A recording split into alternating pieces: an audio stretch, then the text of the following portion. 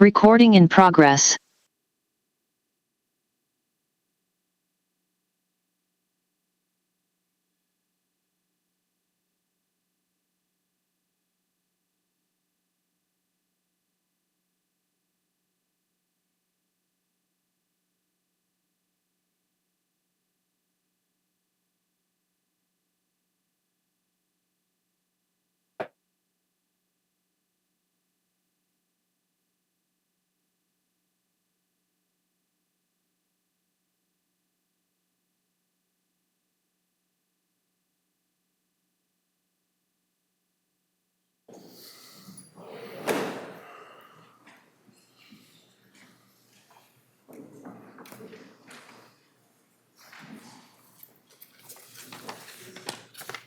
City Planner, would you call roll, please?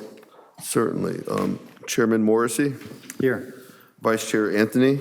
Here. Commissioner Rosales, Present. Gonzalez, Here.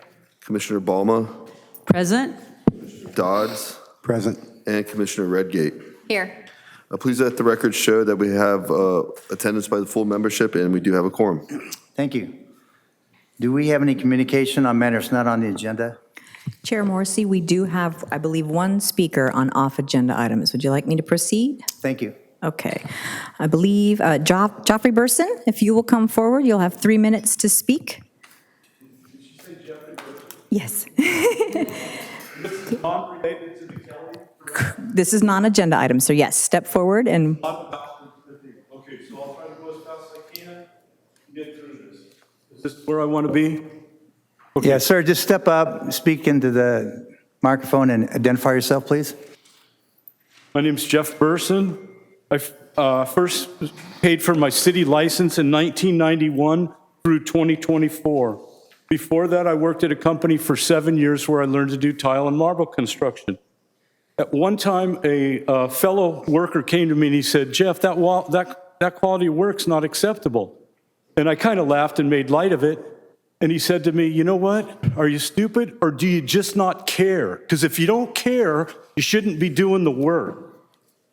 And so then our neighborhood has a house where everything's single-family dwelling that's been converted from 4 bedrooms to 10 bedrooms with an ADU. 2 weeks ago, SWAT, fire, and police were there all day blocking the street. The owners of that own 2 additional homes at 1752 Maxton and 3 Trinity, where they've also converted those. In looking into this further, the city code has told me that these are acceptable because they've been permitted. In Newport, in looking into this, I found that 82% of the houses in Oceanside on the beach are owned by one individual for short-term usage. In Newport, they limit that to 8 or 9. While we were building Walmart in Oceanside, we were told we would get a theater at the site. Once they started construction, they said, we can't afford it, we're moving the theater to the valley. In a newspaper article that someone left at my door, I note that the commissioners in San Diego say city ADUs have been exploited. In noting that,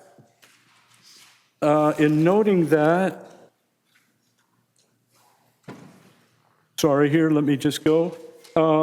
I noticed that, that's it? Does that When the mean red I'm light done? comes on, that's when your time's over. Pardon me?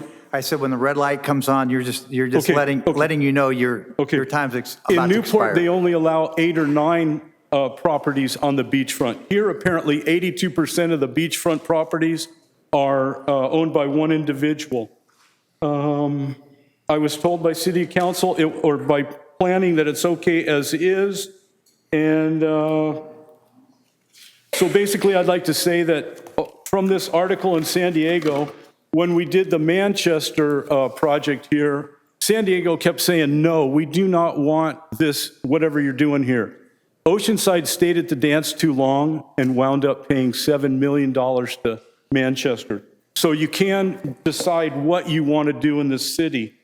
And I would just say that in terms of the ADU, things that we're doing, Are you stupid, excuse me, or do you not your care time- about what's going on? Thank you for your Thank- time. I yeah, hope that thank was you. somewhat coherent. Thank you.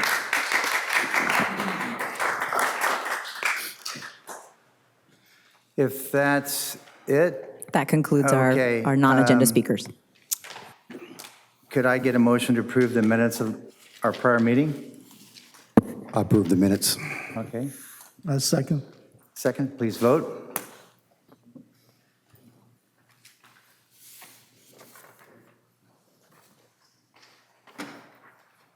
Like the record showed, the motion passes 6-0 with Commissioner Rosales abstaining. Okay, I see nothing on the consent calendar or transportation items.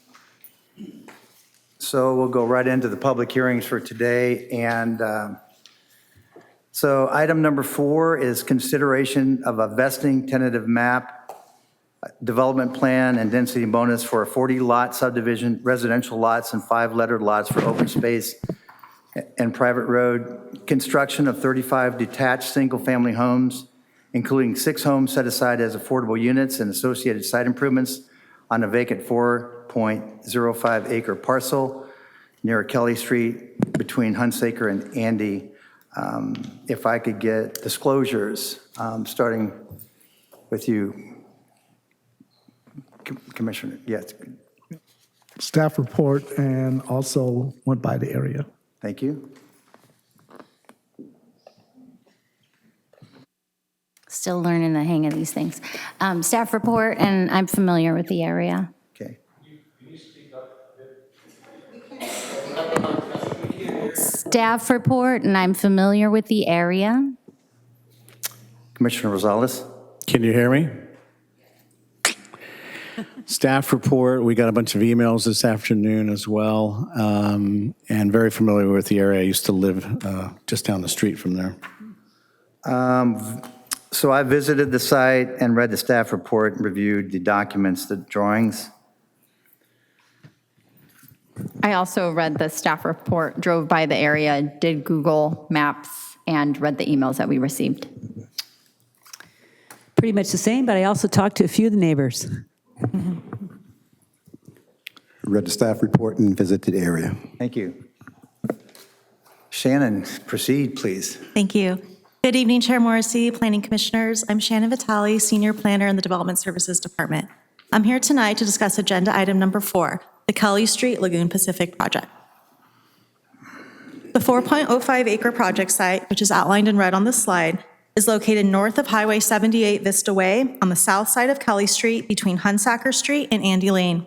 The site, which is currently vacant, is surrounded by single-family residential development to the north, the North Coast United Methodist Church to the west, Highway 78 to the south, and the Pacific Coast Plaza Commercial Center to the east. The property has a general plan land use designation of Estate Residential B, a zoning designation of Residential Estate B, and is within the Fire Mountain Neighborhood Planning Area. The project before you tonight consists of 3 entitlements. The first is a vesting tentative map to subdivide the existing parcel into 40 lots. The second is a development plan to allow for the construction of 35 detached single-family homes.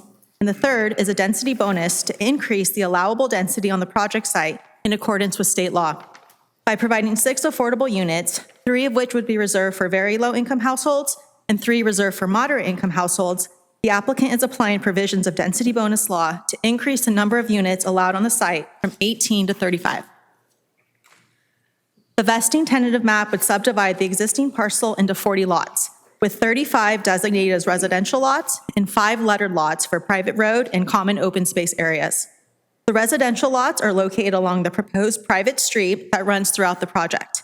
At 32 to 57 feet in width, the lots range in size from 1,959 square feet to 4,740 square feet. Common area open space lots would be located at the northeast and southeast portions of the site.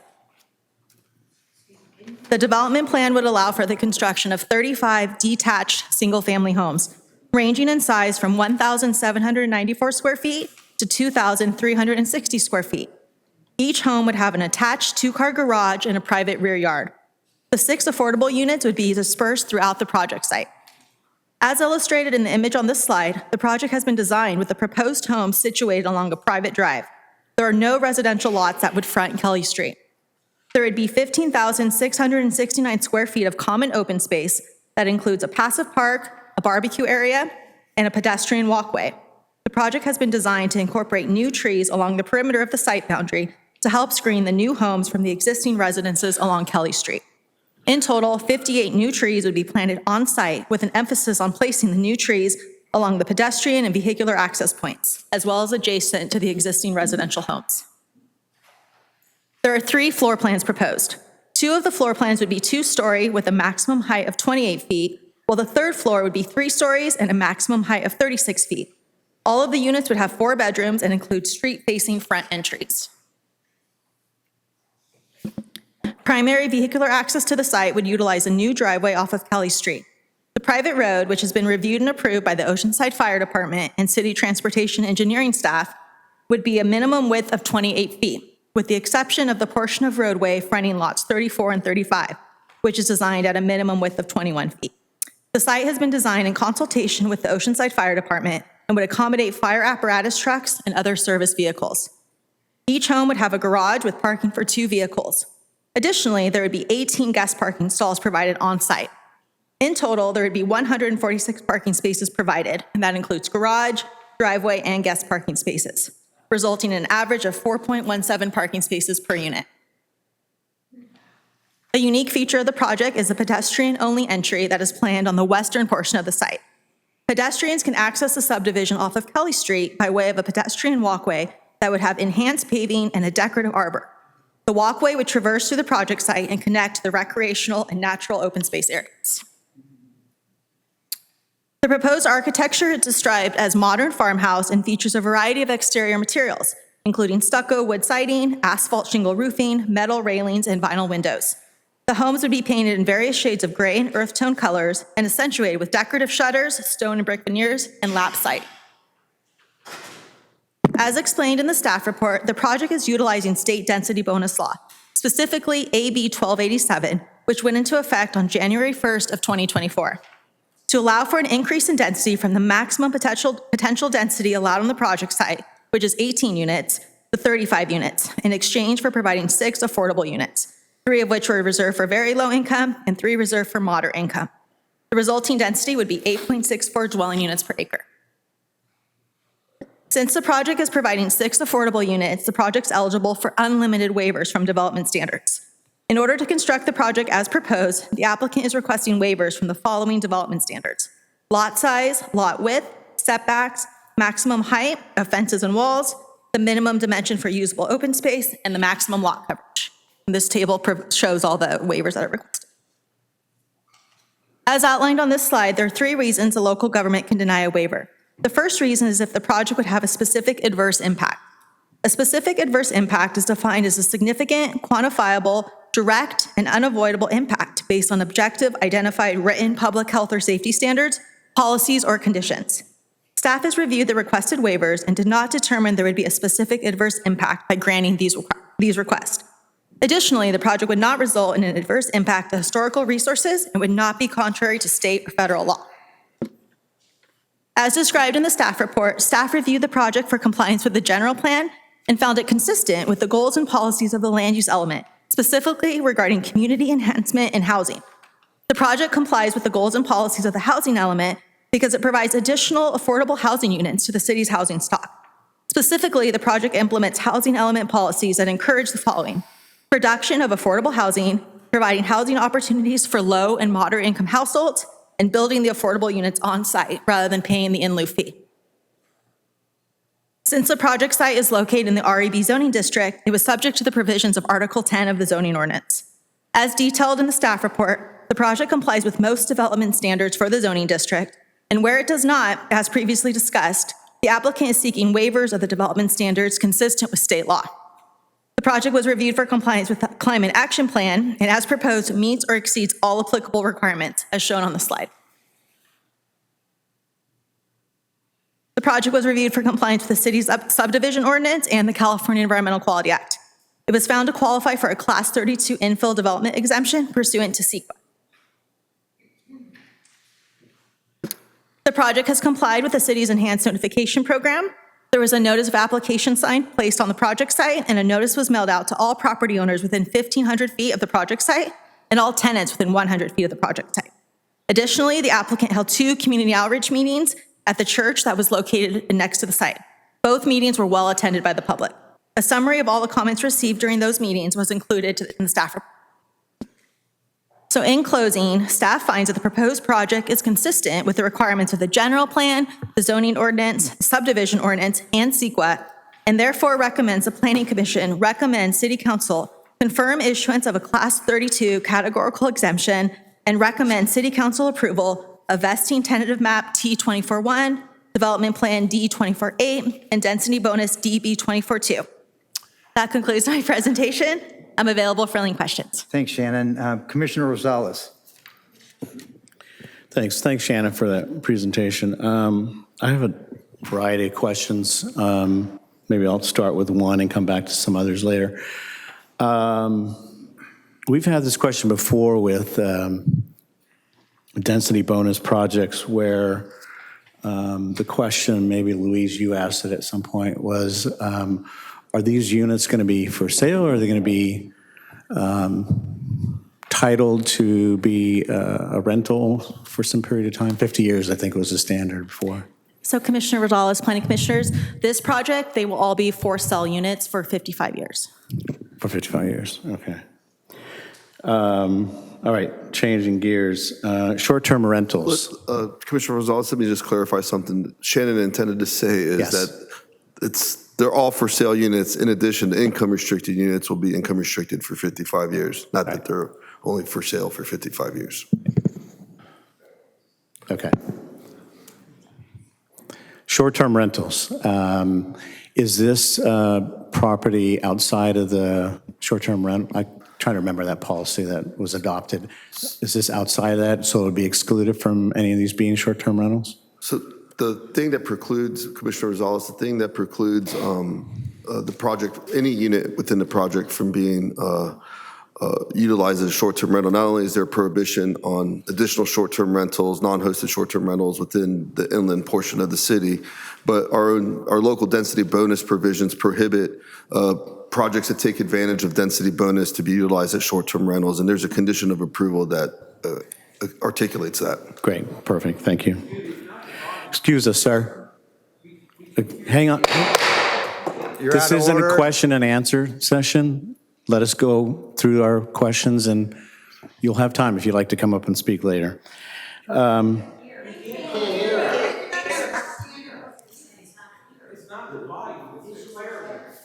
I'm pretty clear. Maybe it's the volume of the mic. I'm not going to scream into this, so. You know what? Here's the problem is that the city knows that they've got, this is 40-year-old equipment and they have to have new equipment. So if you can't hear it, we apologize. Maybe you get up closer. Go ahead. Can you continue? Okay, velocity of the speaker. I'll make my velocity faster, I guess. Slower.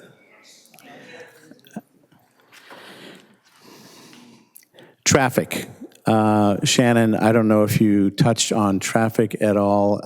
Kelly is a pretty small street, not very busy at the moment, probably only those that live in the area. We're adding 35 homes, and I know there was a traffic study that was done.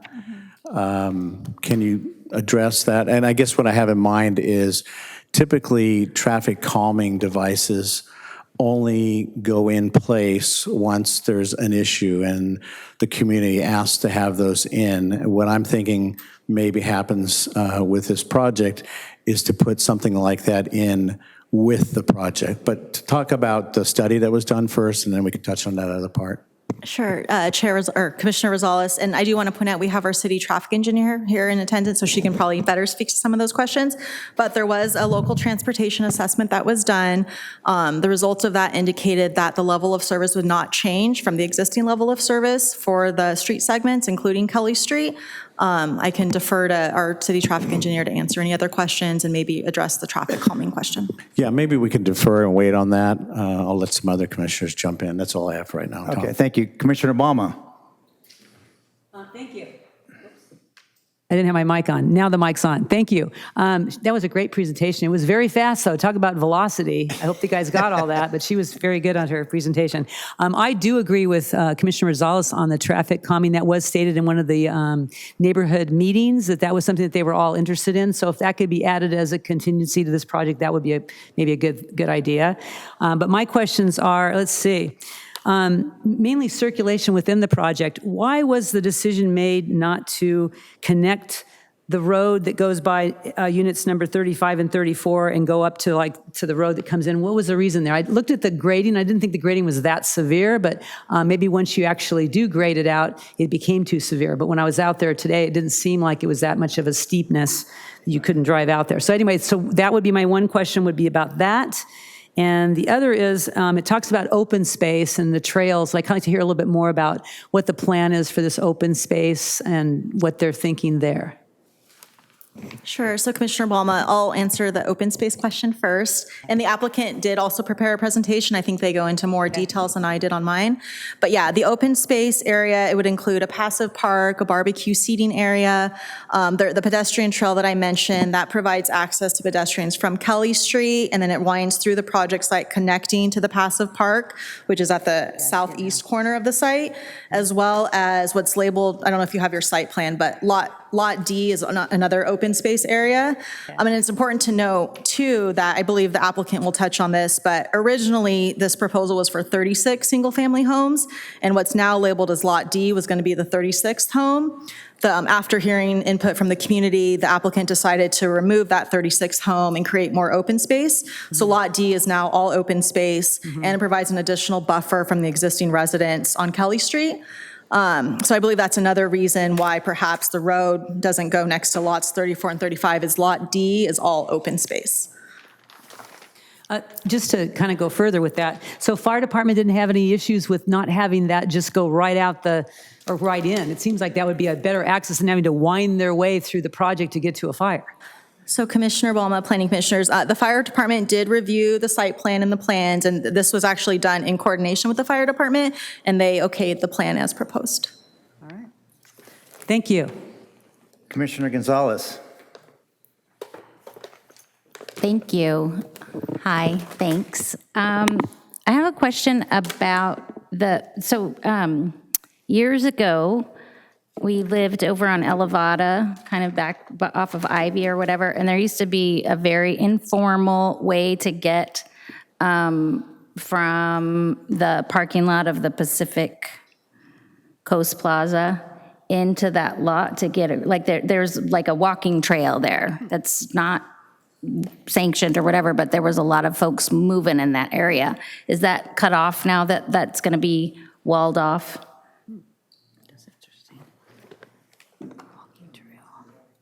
Commissioner Gonzalez, I believe that that's been walled off for some time now. has There's no physical connection there. I think there were some concerns about, perhaps some indigent traffic coming from the Walmart Center into the neighborhood there. So my understanding is that there is no physical connection anymore. Okay. And there wouldn't be one desired. The walking trail it's still open? Okay, here's how this works. The public will be able to get their day in court after we're done here asking questions, and then the applicant, if they want, can make a 20-minute presentation. And then we're going to open this up to you, and you have 3 minutes to make your whatever it is. But in the meantime, just so that this go as efficient as possible, please hold your comments to yourself. Sorry Thank you. about that. I'm still learning how things go. That's all I have. Thank you. Okay. Commissioner Dodds. Thank you. Again, thank you for your presentation, Shannon. I have a question, because I would like to hear the findings on the traffic study as well, because as we're increasing the traffic, we're adding 35 homes, so we're definitely increasing the traffic, but we're also going to be increasing pedestrian foot traffic as well. I just had an opportunity to read one of these letters, and one of the concerns was about the sidewalks. So my question is do we all of the localized streets, do they have full sidewalks that go all the way through? And if they don't, will there be any type of remediation where we can minimize foot traffic that has to go into the streets?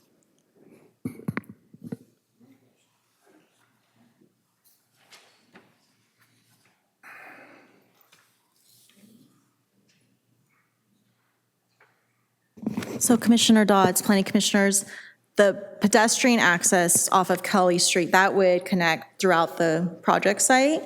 And then the vehicular access, which is located just east of the pedestrian access on Kelly Street, that would be just for cars entering the site through the driveway. And then that would be improved, that small area of frontage would be improved. Does that answer your question? Yes and no. Okay. That does help a little bit, but if we're just concerning ourselves with just the immediate area, I think we're not doing ourselves any service. We have a whole neighborhood that people are going to be walking, not just in the new development, but around there. And if any time children or adults have to go into the street to walk with increased traffic or even without, that's pretty dangerous. So, Commissioner Dodds, let me offer just a few comments on the pedestrian. So Fire Mountain is known as being somewhat rural-ish, right? And so most of the community is developed without sidewalks. There are some sidewalks interspersed here and there.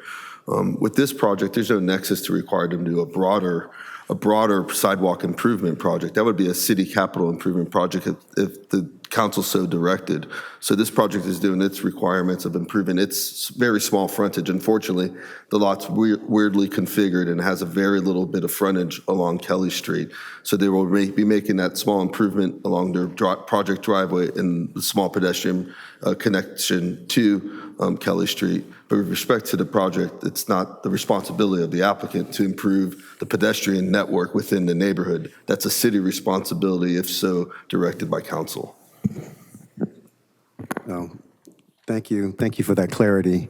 So now I understand that this is not the applicant's responsibility, but then there should be some coordination with the city, because even though Fire Mountain started out as rural, when we start adding developments like this, it's no longer rural, and it's going to become crowded, and we as a city need to look at this and find resolution for that as well. I'll just offer one more set of comments. Tonight, later on, you're going to hear the next fiscal year's proposed capital improvement program budget. That speaks volumes. It's not a project that's included in there. So when it's included in there, you'll know it's a priority of the council to make that project a reality.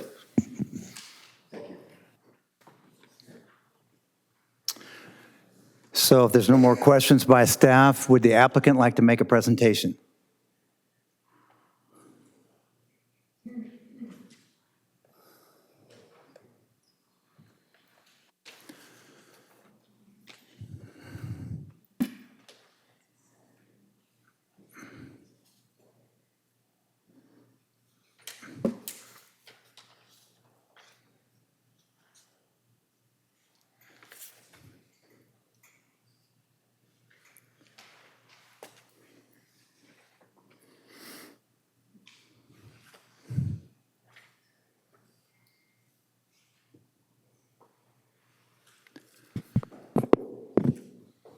Okay.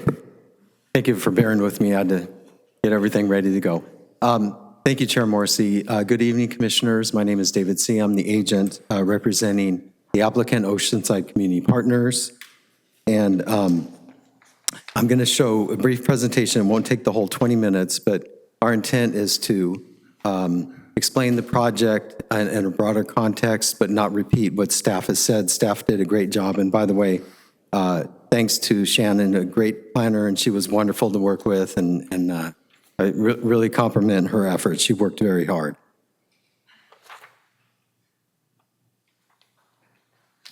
So just to reiterate, the property location is shown in the middle of the screen. It is currently a vacant lot, no structures. There is the Methodist Church is located in the west, and I'll talk about that more. That's where the community meeting was held.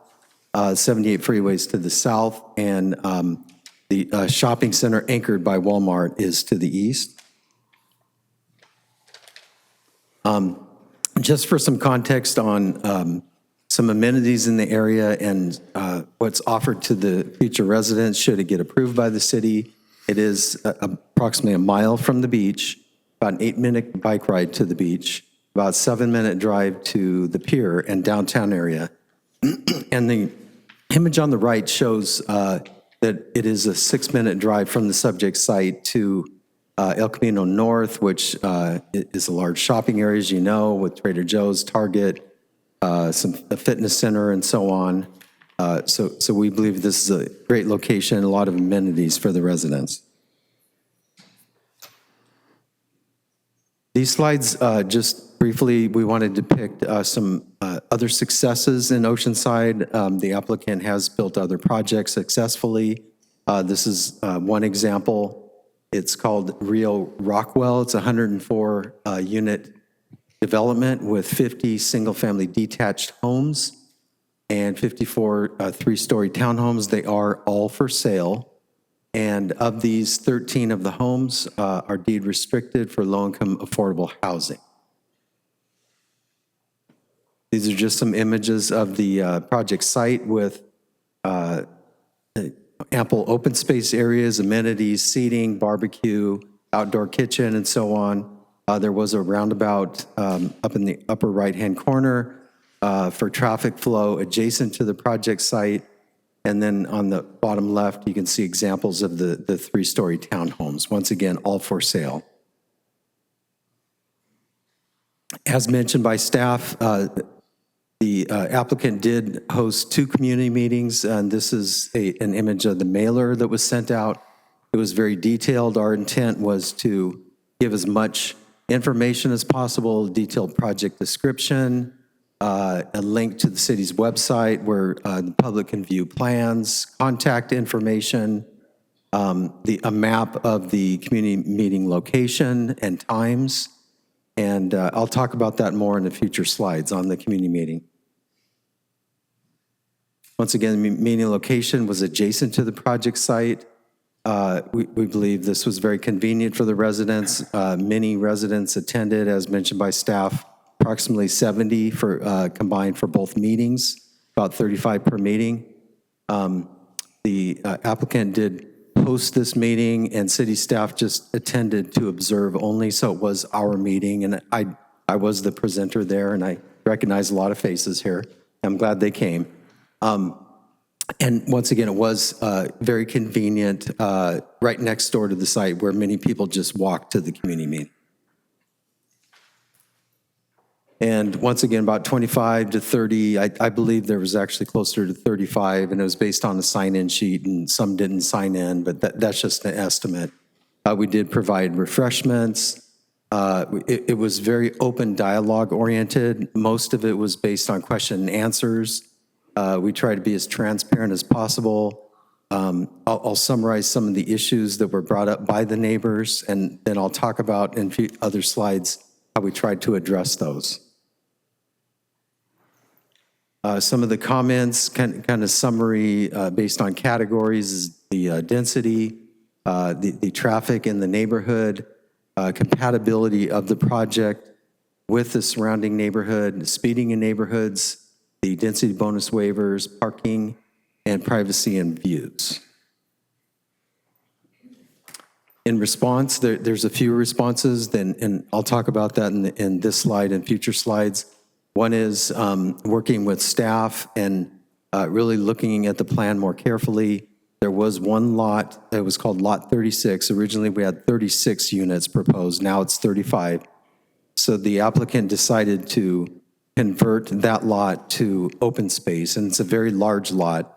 And the benefit was it reduced overall density, increased the percentage of open space on the site, and I'll have a slide talking about open space. There's quite a bit, we believe, for the residents. And then lastly, not mentioned on here, but we think a great benefit was there's one less house abutting the neighbor to the north. So that neighbor, there's kind of an 18 shown on there. There will not be a home adjacent to them, just an open space lot. Another project benefit, this was actually kind of built in or baked into the plan originally, was to just keep two-story homes adjacent to the neighbors on Kelly Street to the north. There are two plan types. There's a Plan 1 and a Plan 2 on those 5 lots adjacent to them, but they are all two-story. And it's on a lower pad. For those familiar with the site, it does slope down from Kelly Street, approximately 20 to 25 feet from top to bottom. But the engineer designed it where, sorry, my glasses fell, where there are 3 different pads, and this first pad is about 10 feet lower below the neighbor's home. So the impacts, we believe, on privacy will be minimal because of that lower pad. Other responses were traffic was significant to the neighbors, and we did reach out to some neighbors, and one in particular that was very concerned. She lived around the corner, and I believe on Cassidy, which is a higher traffic street than Kelly.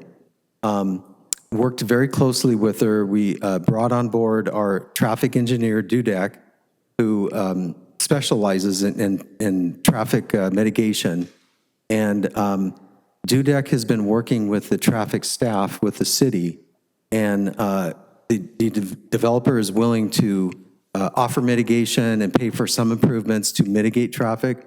Some examples are, a speed reading sign, perhaps a stop sign at Cassidy and Soto, which is a very busy intersection, which is where that resident lives. This is an ongoing discussion. We absolutely are willing to offer it to mitigate the increase in traffic in the area. And then the Dudek will continue to work with traffic staff with the city. Another response was one of the residents requested that we offer interpretation services because her father and other family members weren't able to understand some of the language and some of the written material. So the applicant did hire a professional interpretation service, and it is certified, shown on the screen. So whenever residents came out and asked for these things, we were happy to provide that service. We did want to show, this is one page that was taken from the LTA, the local transportation assessment, and it does show kind of the trips based on some modeling from Dudek. And kind of a few things to point out is the estimated AM/PM traffic flows would be 25 in the morning, 35 in the afternoon. But wanted to point out in the morning, for example, there would only be 6 trips, according to their estimation, in the morning leaving and then 19 returning, although some would be the same. For example, it'd be a parent dropping off a child and coming back. And so kind of wanted to show that to put traffic in perspective for the commission. Some amenities to mention, and staff did mention this. I won't go into too much detail, but kind of a decorative arbor to kind of create an appealing scene on Kelly Street. And this is a path that will lead down into the development site, and the pedestrian path will continue around the project site. Other amenities are, there are 5 open space lots. One will have the amenities such as shaded seating, kind of similar to the other images I showed for the Rio Rockwell barbecue area, lawn games, and there will be some other passive recreational areas for the resident. And lastly, just wanted to summarize that this project does implement a state density bonus law, specifically AB 1297, authored by David Alvarez, located in San Diego County. And in short, it allows increase in density when affordable units are being proposed. As staff mentioned, there are 6 affordable units, 3 moderate income, 3 very low. So we did request a number of waivers and an increase in density.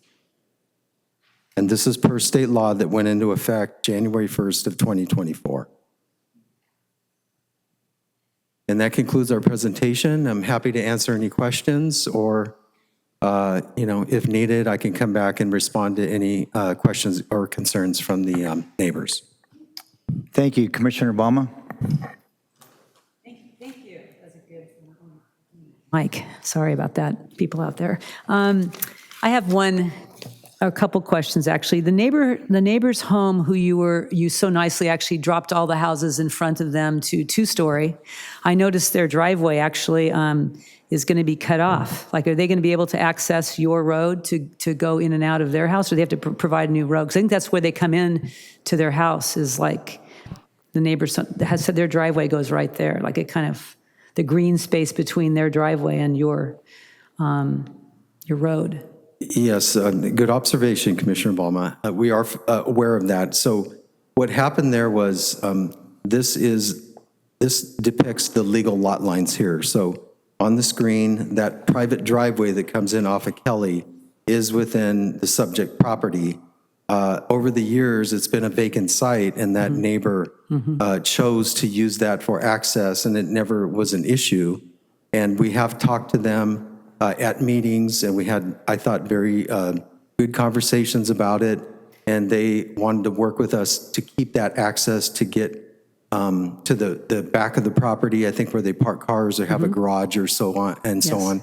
Didn't come to any conclusions, but we're happy to keep meeting with that neighbor and hopefully come to some type of agreement, but we are aware of that. All right, that's good, because I would think that'd be something that they'd want to do, to connect to your road. Commissioner Gonzalez brought up a kind of interesting point that I didn't even notice or didn't even know about, was the walking trail from the Walmart shopping center through this lot.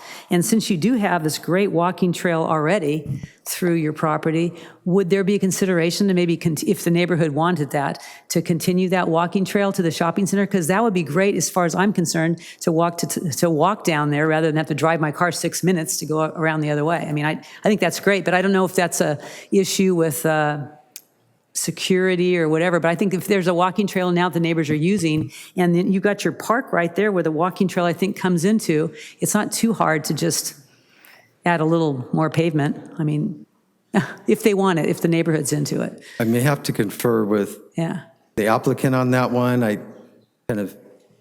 There's a walking trail, and then it presents other problems.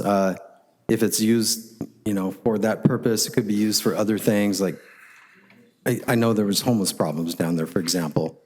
I don't know, Steve, if you want to answer to that. Do you have any specific responses to that, or the walking trail, whether it be considered or if it can even be viable? Is it okay if the applicant spoke? Please, thank you. Yeah, Steve is with Oceanside Community Partners, and he can speak to that specifically, okay? Thank you. Thank you, Commissioner. Yes, there's a trail there. And the previous owner has attempted to fence it off continuously, and that fence and the barbed wire has been cut and refenced and cut and refenced. It's a great access to the Walmart center. It's 3/4 of a mile to Trader Joe's, so I understand what you're saying. Yeah. I think we still are going through the deliberation because there is a transient problem, a homeless problem. I've identified syringes that are in the V ditch adjacent to the area. On social media, you'll see a lot of commentary about it not being safe. I believe that when these homes are constructed and you have eyes on the park and eyes on the trail, people walking and a lot of great things going on with kids, that undesirable element will move itself out because it won't want want to be near those folks living there for their they want to be left alone for their activities. So we're figuring that out. There is no plan yet to wall it off. And that's still a conversation because there's also, on the other hand, a public safety concern. I think we're balancing that. It'd be my personal preference to be able to keep it open. And I believe at the end of the day, that's going to happen. I can't guarantee it, but that's my desire. Well, I think that's a great idea. I mean, I hope the guys keep working that way, because if I lived there, I would want to walk there rather than have to get my car and drive around.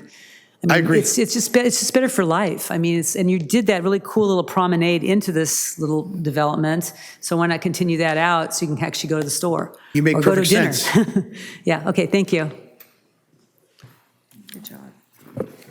Commissioner Gonzalez, did you have a question? No, I turned my. Okay. Commissioner Redgate. Hi, I have a question, and you might have addressed this, but there's 35 units now, right, to give more open space. That doesn't impact the affordable units of 6, correct? It does not. It's still 6 affordable units proposed, and that does not change. 3 very low income, 3 moderate income. Yes. Thank you. Are there any other questions for the applicant? Okay, Mary Sue, do we have any speakers tonight? Chair Morrissey, yes, we do have speakers tonight. I will proceed. Can you tell me how many we have? 12. Okay, Let's perfect. see. Look, let me turn it on here. Excuse me. Okay.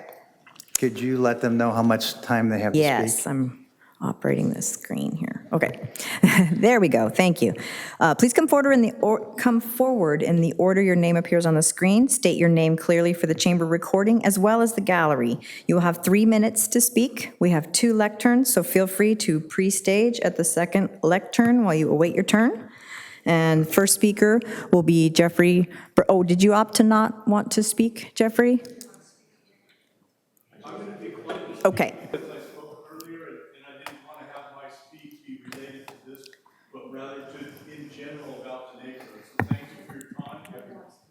Thank you, Jeffrey. Okay, next up will be Diane Holsing, then Sharon Bennett, Richard Wicken, so I'm so sorry if I'm butchering some of these, Wikinganot, thank you, and then Tony D'Agostino.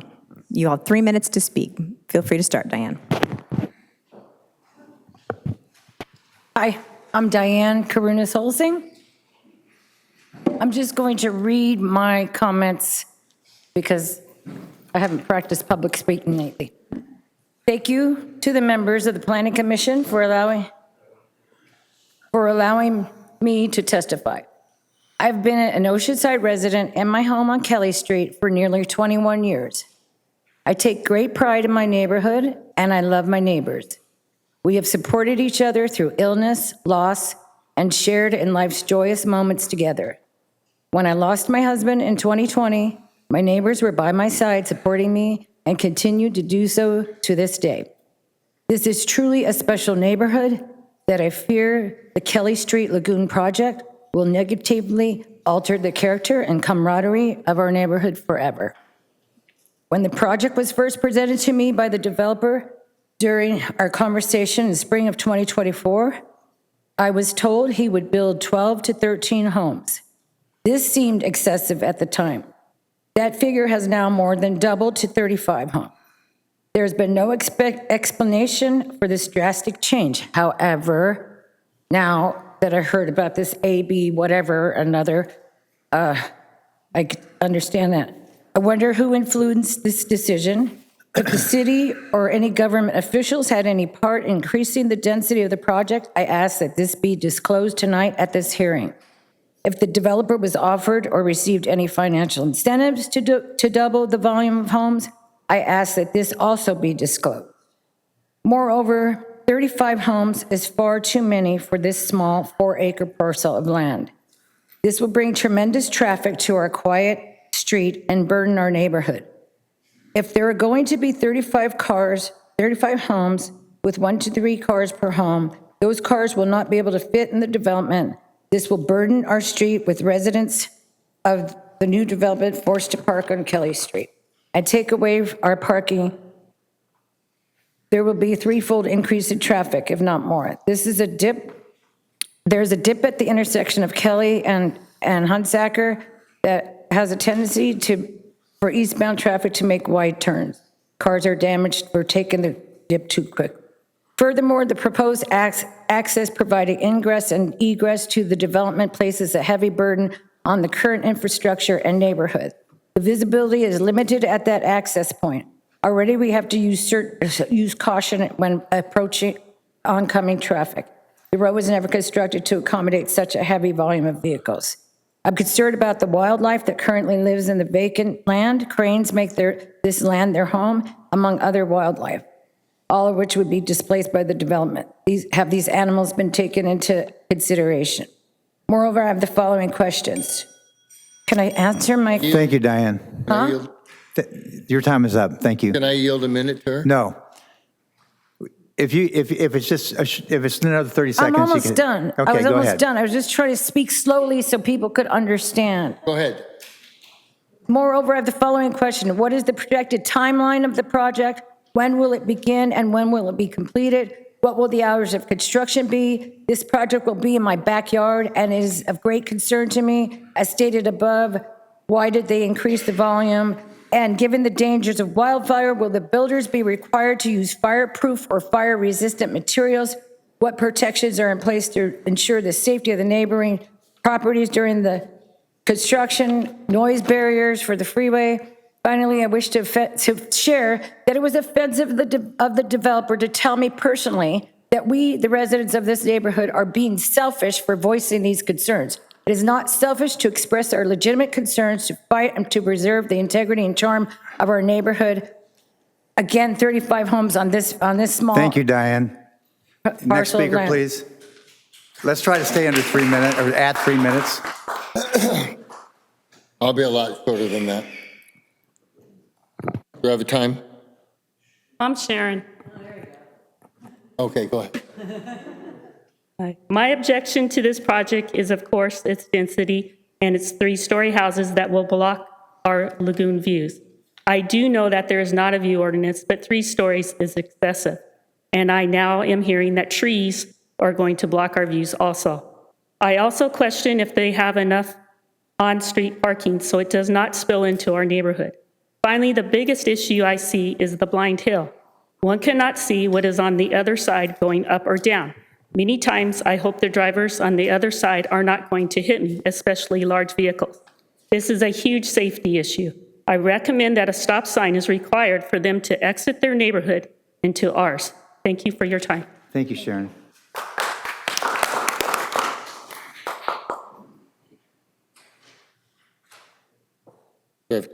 We can all agree that we need affordable housing. Could you let us, for the record, Excuse me?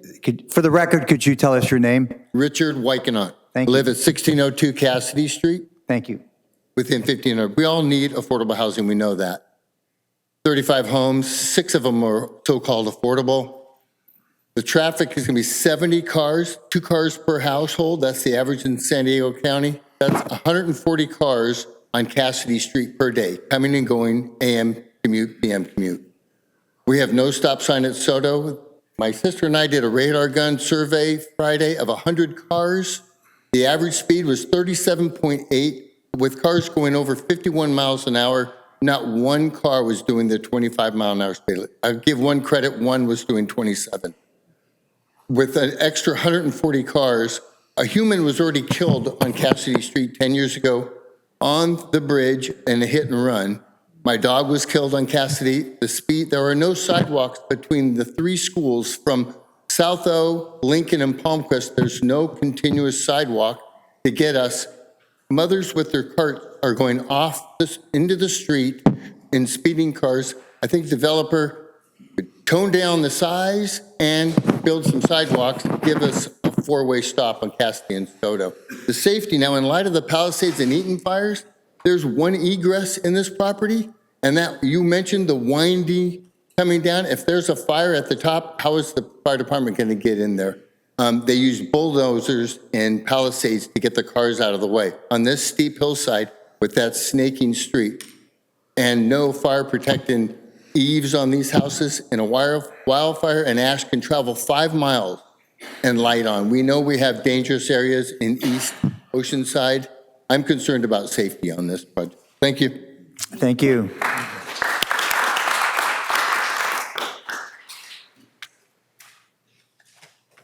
My name's Tony D'Agostino, and I live on Hunsaker Street.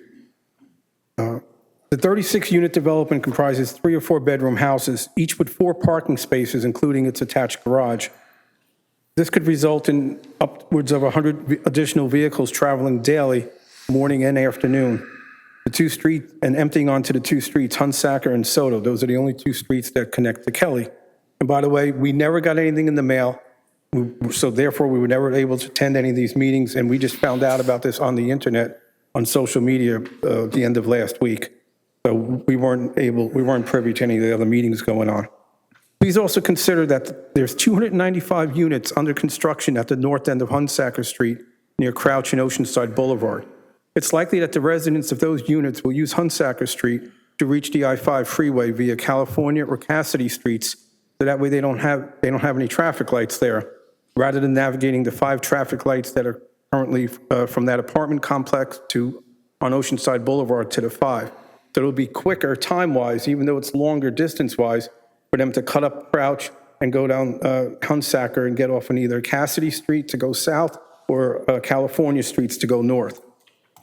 And we just had 8 multifamily houses with ADUs completed on Hunsaker and Whaley Street within the last few months. So that's additional.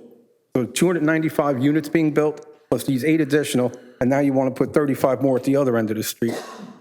Hunsaker Street is not permitted to have speed bumps. I forgot the reason why, but there's some safety reason, maybe because it's a fire route or something, not allowed to have speed bumps.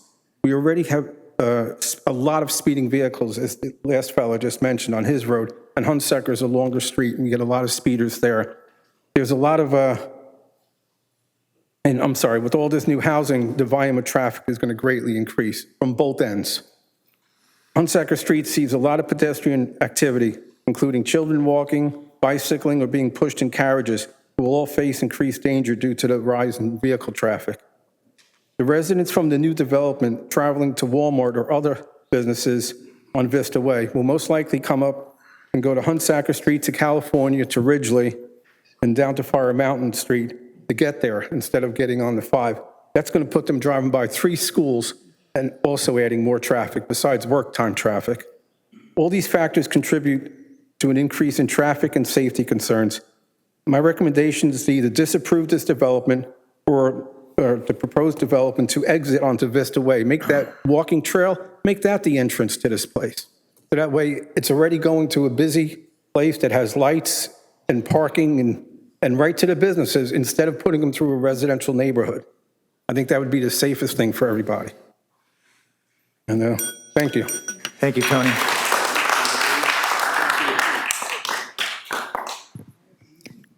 Can we have Cindy come forward, followed by Jill? Thank you. Hi, my name is Cindy D'Agostino. Again, I just want to reiterate that we did not receive any notice whatsoever about this development. I learned about it on my Ring camera. I got a post that came up a few days ago, and that's how I was aware of it. I don't understand why we never received one, and we do live on Hunsaker. We live at 1527. Yeah, the neighbors also didn't receive, so there's some kind of confusion with that. The amount of traffic, it's really bad right now, and the biggest concern is these little kids.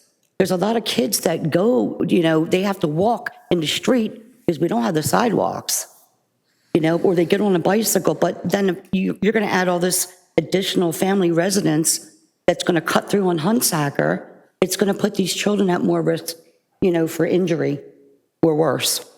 I feel like the best thing to do is what my husband said is have the recommendation is to either disapprove this development or require the proposed development to exist onto a Vista Way extension near Walmart on the south end of the project, therefore keeping the traffic away from the residential streets and that have a large pedestrian and vehicle traffic history already. The traffic is killing us on the street. Someone's going to end up getting killed. And, it's something has to change. And I'm concerned about everybody's welfare. I'm also concerned about the de-evaluation of my home, as I'm sure other neighbors are as well. I worked hard to get where I got. And, what's going to happen? My home's going to be devaluated, but my taxes aren't going to be any cheaper. That's pretty much all I needed to say. Thank you. Thanks.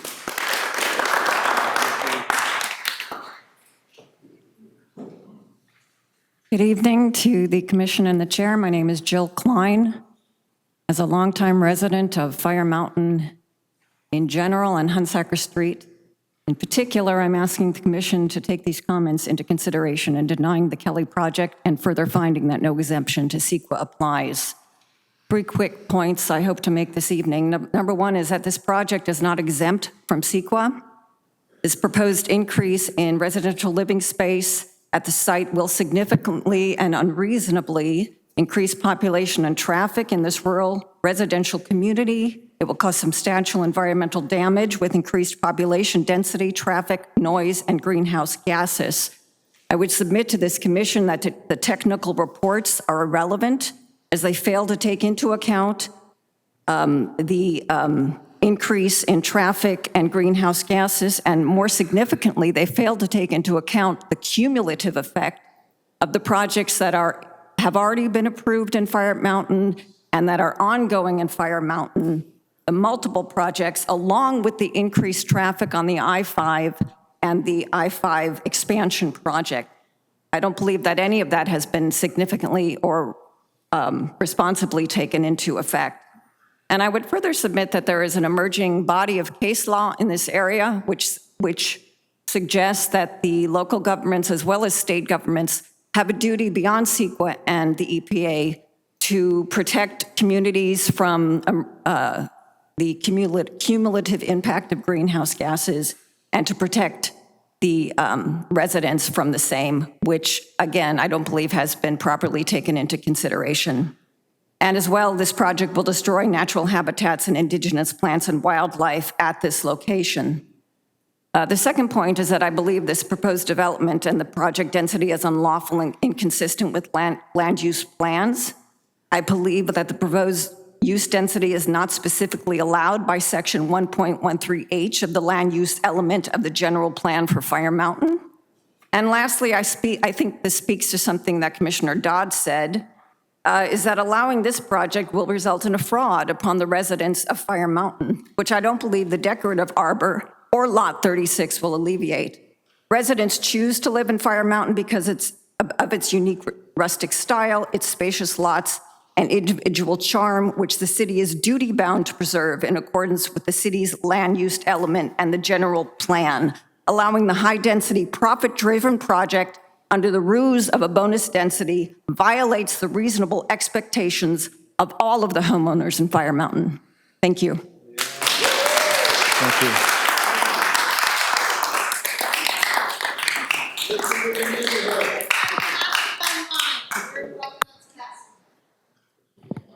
Next speaker. Yes, Mary's not here. Okay. All right. Good evening, commissioners and neighbors. Thank you for your work and the opportunity to speak this evening. I'm Bob Ashton, and I speak for 4 generations of our family here in Oceanside. Our family lives on Andy Lane, right adjacent to Kelly Street. I'd like to state that I'm not a zero growth proponent. I support reasonable growth, but nothing about the as-proposed Lagoon Pacific project is reasonable, nor matches nor meets the spirit of our Fire Mountain community, and specifically not the proposed density nor lack of road and pedestrian safety considerations. 2 things I'd like to address specifically. The first is project density. I know a bit about density living. I served 30 years on submarines. I can understand density in line with our neighborhood, but increasing density in our rural Fire Mountain borders on sheer lunacy. It is irresponsible by both the developer and the city to allow the project with this amount of density in our rural parts of our city to get this far. The second item is safety. The project as currently proposed clearly will have a specific adverse impact to safety.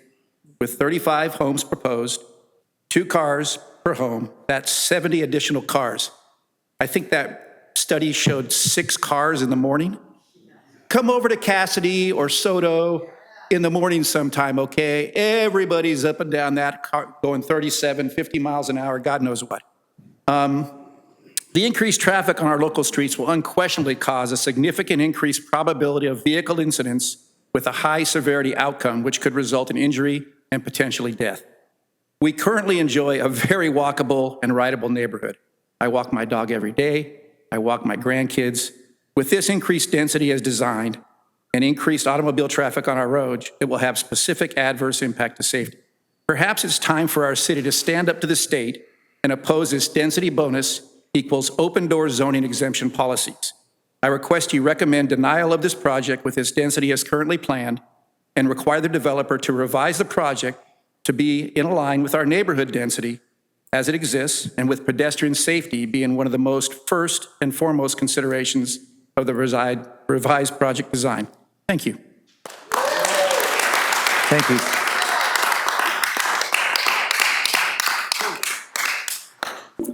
Hi, my name is Rick Chambers. I live at 1524 Kelly Street, and I've been there since 1979. The neighborhood is more of a rural neighborhood. Your comments about sidewalks is completely correct. They are a patchwork of sidewalks. It is not safe. I'm going to put this in a real world perspective. I have 8 grandchildren, 4 of which live on Woodbine. They leave my house quite often, and I wave them off up the hill, up Kelly Street, and down. They hit the crest of the hill, and I never know what's going to come over here. And we're always concerned because the kids, they line up in a single line on their e-bikes or bicycles with mom and dad there. But the view there, you've got a problem. So you have an apex of the hill. People are coming up this way, and this is coming out really close to the apex on the other side of the hill. I have 8 grandkids. I would ask you to go look at that property and let your grandkids go right up there, especially when there's a couple of vans parked on the 2 sides of the streets up there. It becomes very narrow. The project is completely incongruous with our neighborhood. We've talked about it. The setback sizes, lot sizes are 1955 square feet is a small one versus 10,000. The lot widths are 28.8 feet, and ours are 70 feet. The setbacks are 2.5 feet versus 25 feet. The side setbacks are 2.5 feet versus 7.5 feet. The rear setbacks are 8.1 feet versus 20 feet. And lot coverage is submitted 60% versus our 35%. Now, if I'm building anything, and I am a general contractor, I'm building something, I have to comply with all these rules. But because of the state nonsense about the density, and I know you guys don't have any control over that. You have to do what the state tells you to do. But the laws it's ridiculous. And I would also bring out that I hope people pay attention to who they're voting for, because this is the crap California has handed us. And that's the current administration that's up there, and I would pay attention to that. Also, when we talked about the density, he had mentioned there's 295 units coming in on Crouch and Oceanside Boulevard. We have 26 new units on Grandview. That's a brand new thing. We have 8 units on Hunsacker, and now you want to 36. The traffic buildup is getting there. They say there's no traffic impact. There definitely is a traffic impact. And so we'd ask you to look at that. I'm not a no-growther. When they were going to put 12 or 14 houses on, I was like, that's fine. That's reasonable. I would not fight them all. 35 houses is absolutely ridiculous for our street, and you can't solve all the sidewalk problems and the safety issues there. Thank you. Thank you.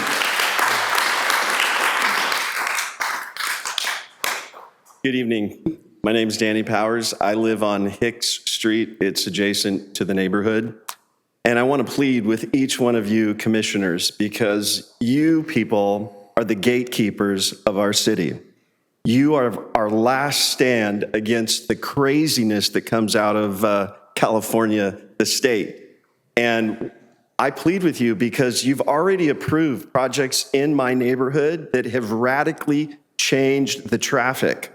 And I know I requested a traffic study today, which Shannon's going to email me that, which I will go through that. But I'm concerned about that because the elementary school right over the freeway, the traffic already is horrendous. Not to mention, I would like to see a traffic study done on all of Fire Mountain that would give us a detailed report of how much the traffic has increased. I am pro-development, I am, but within reason. This project is a gross negligent to just grab and to try to make the most money possible without considering the people that live in this quaint little neighborhood. I love Fire Mountain. I ride bikes. I walk my wiener dogs. I have a great time. But it is getting more and more for grandkids to ride bicycles and things like this with the traffic problem. This project, 35 lots. Now, I know that Fire already looked at it, but this area is in a high density or a low density fire area right now. You move 35 units into 4 acres with 1 ingress and egress, and you don't call that a fire hazard? Excuse me? I'm sorry, that is just incredible that you would even consider that. And then to have 70 cars, just 2 cars per unit, with 1 right of ingress and egress to get out, to get their kids to school, to go to work.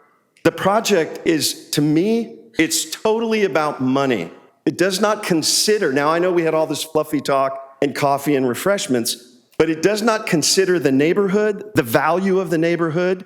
And so I plead with each one of you, because we're leaning on you to protect our city. And I know the state is coming down on each and every one of us, trying to tell us what we have to do. But when it comes to push comes to shove, we need to have some commissioners with backbone that say, I'm sorry, this project just does not fit in this area. I was here 2 years ago arguing about a project, 2 acres where you moved 10 units right up the street from me.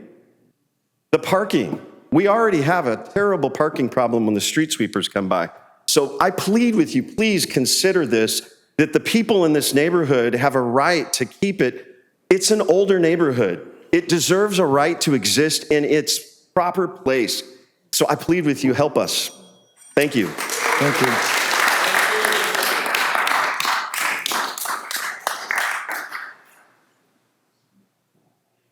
Hi, I'm Heidi Phillips. I'm definitely not going to be as eloquent as all of them, and I'm super nervous, so please bear with me. And I also might cry because I really have a lot of passion. But look at this neighborhood that showed up.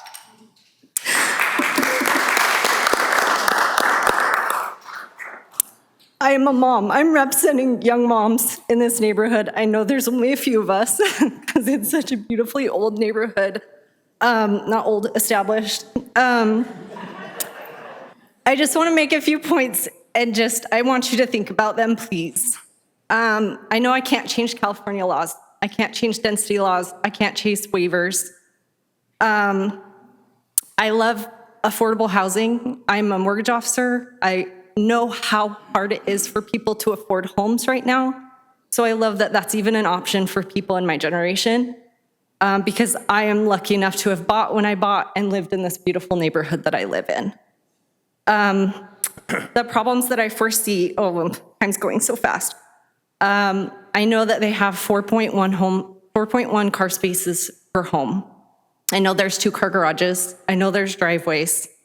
No one parks in their garage. We're in California. No one parks in their garage. We're down to 2 cars per home. With that, everyone's going to be parking in front of my home. I know this. I tried to park in front of my home, and there's already a tight space. And I live on Kelly Street. There are 25 of us on Kelly Street. We all have driveways. We all have 2-car garages, and we still have to park on the street. So adding 35 units that cannot park on their own street, hopefully the HOA is not requiring them not to park in their driveways, because I know new homes like this might have HOAs that tell them not to park in their driveways. That causes additional problems. I don't know. I have talked to the builder. He has been helpful, talking about maybe helping add lot 36, add some more parking spaces. I love green space. I'd much prefer green space, but I also would love to be able to park in front of my own home. Solutions I can only see, he's been helping actually with us. He's offered to pay $2,200 for a study for us to be able to get that 4-way stop at Soto and at Cassidy. That is a terrifying street. My 88-year-old father-in-law lived with me. He refused to cross that street when walking. He would have to walk halfway up that road and then safely cross it and come back down, because there's no visibility turning left to see over that street. And when the sun's just right, you can't see anything. There's a similar situation at the apex right at the entry of this. I wish I had a solution for that. I just hope you consider the thoughts of everyone today. This is a beautiful neighborhood. We'd like to keep it that way. Thank you. Chair Morrissey, that concludes our pre-signed up speakers. So now, I signed up. my apologies, sir, it did not show up in my system. You're going to get an opportunity to speak right now. I'm so sorry. So now I'll open it up to people who did not sign up. Thank you. Again, please state your name for the recording And for the Good evening, dais? Planning Commission. My name is Russell Nielsen. I'm a developer, engineer, and builder. Okay? And I presented at the meeting, the first public meeting, and my conclusion was this development is a greedy developer on steroids. Terrible. Okay? And then I was almost not even going to show up here today, but I did try to meet with Shannon and Sergio this week, but their schedules were too busy. Or I had to basically hunt them down to set up a meeting. I wanted to get engineering, because there's soils issues on this project, and planning. So what I'm asking is, number one, you all heard and pointed out, Grace, Louise, and Kevin succinctly pointed out lots or several safety. Okay, my project's, the number one priority is safety. Let's have a show of hands. Who else brought up safety? Sir, can you please direct your comments to us, please? Well, no. Okay, safety? You know, please, there's rules of order, and would you please, obey by the rules? So I am respectfully asking the Planning Commission to postpone this meeting until a safety review can be performed that will meet the standards. Shannon, you had that one safety standard. The project will fail that. And I'll conduct the study and show that. And so I'm asking for time. Great comments by the commission and the public, and they need to be addressed. And I'll just go to the one. Kevin talked about the sidewalks. There's a 2.5 feet of space between the front of the garage. I got 58 seconds. The front of the garage to the street. And I don't know about you, but I'm about 2 feet wide. Okay, but can you imagine a stroller and a baby and traffic and all this stuff? This thing is going to fail safe big time. So I'm respectfully asking that postponement. If not, we'll kick the can down the road. And by the way, committing to a capital project to solve a safety problem is not a good thing, because we all know what's going to happen. It's going to lose on budget and the can's going to get kicked down the road. So with that, I'm requesting that. Thank you. Okay. Next speaker, are you finished? Are you finished? Will you honor the request? No. Are you finished? I guess so. Thank you. My name's Jeff Burson. I was at the top of the list, but I decided to wait till the end. But I would like to say something tonight about this issue rather than the overall issue that I brought up earlier. I'd like to thank all of you for your time and your patience. As far as the format, I noticed that the people behind the desk spoke casually and comfortably at a pace they were comfortable with. The 3 minutes for us made us sound racing, and so I thought that was a little bit disturbing. But what I would overall like to say is that this is the community that this project will impact. Thank you for your time tonight, and take care.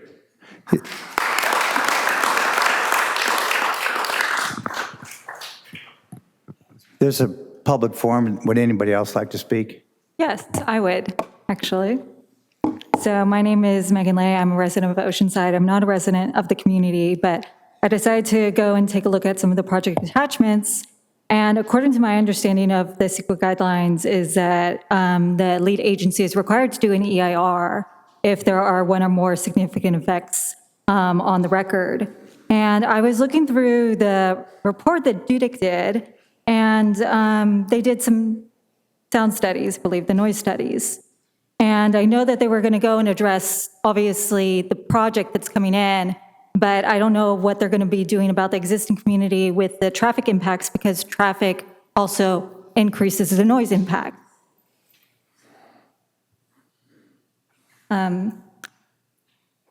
Thank you. So again, I've showed this to you guys before. This is the sound studies that the City of Oceanside did that is actually in the Onward Oceanside. Your general plan update, and that is from 2016, the traffic noise study contour lines. And now I did a zoomed in version of the neighborhood right there. So as you can see in the purple circle, it shows that the neighborhood is currently in a 70 to 65 decibel contour. And according to my understanding of Oceanside's guidelines, they have a threshold of 65 exterior noise limit. So that means the neighborhood is already in the 65 to 70 decibel contour range. And so if you're adding in more traffic, you're adding in more noise.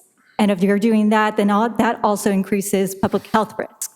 So what I think that needs to be done, there needs to be an EIR done to go and look at these impacts, because I don't think what they did was enough. Thank you.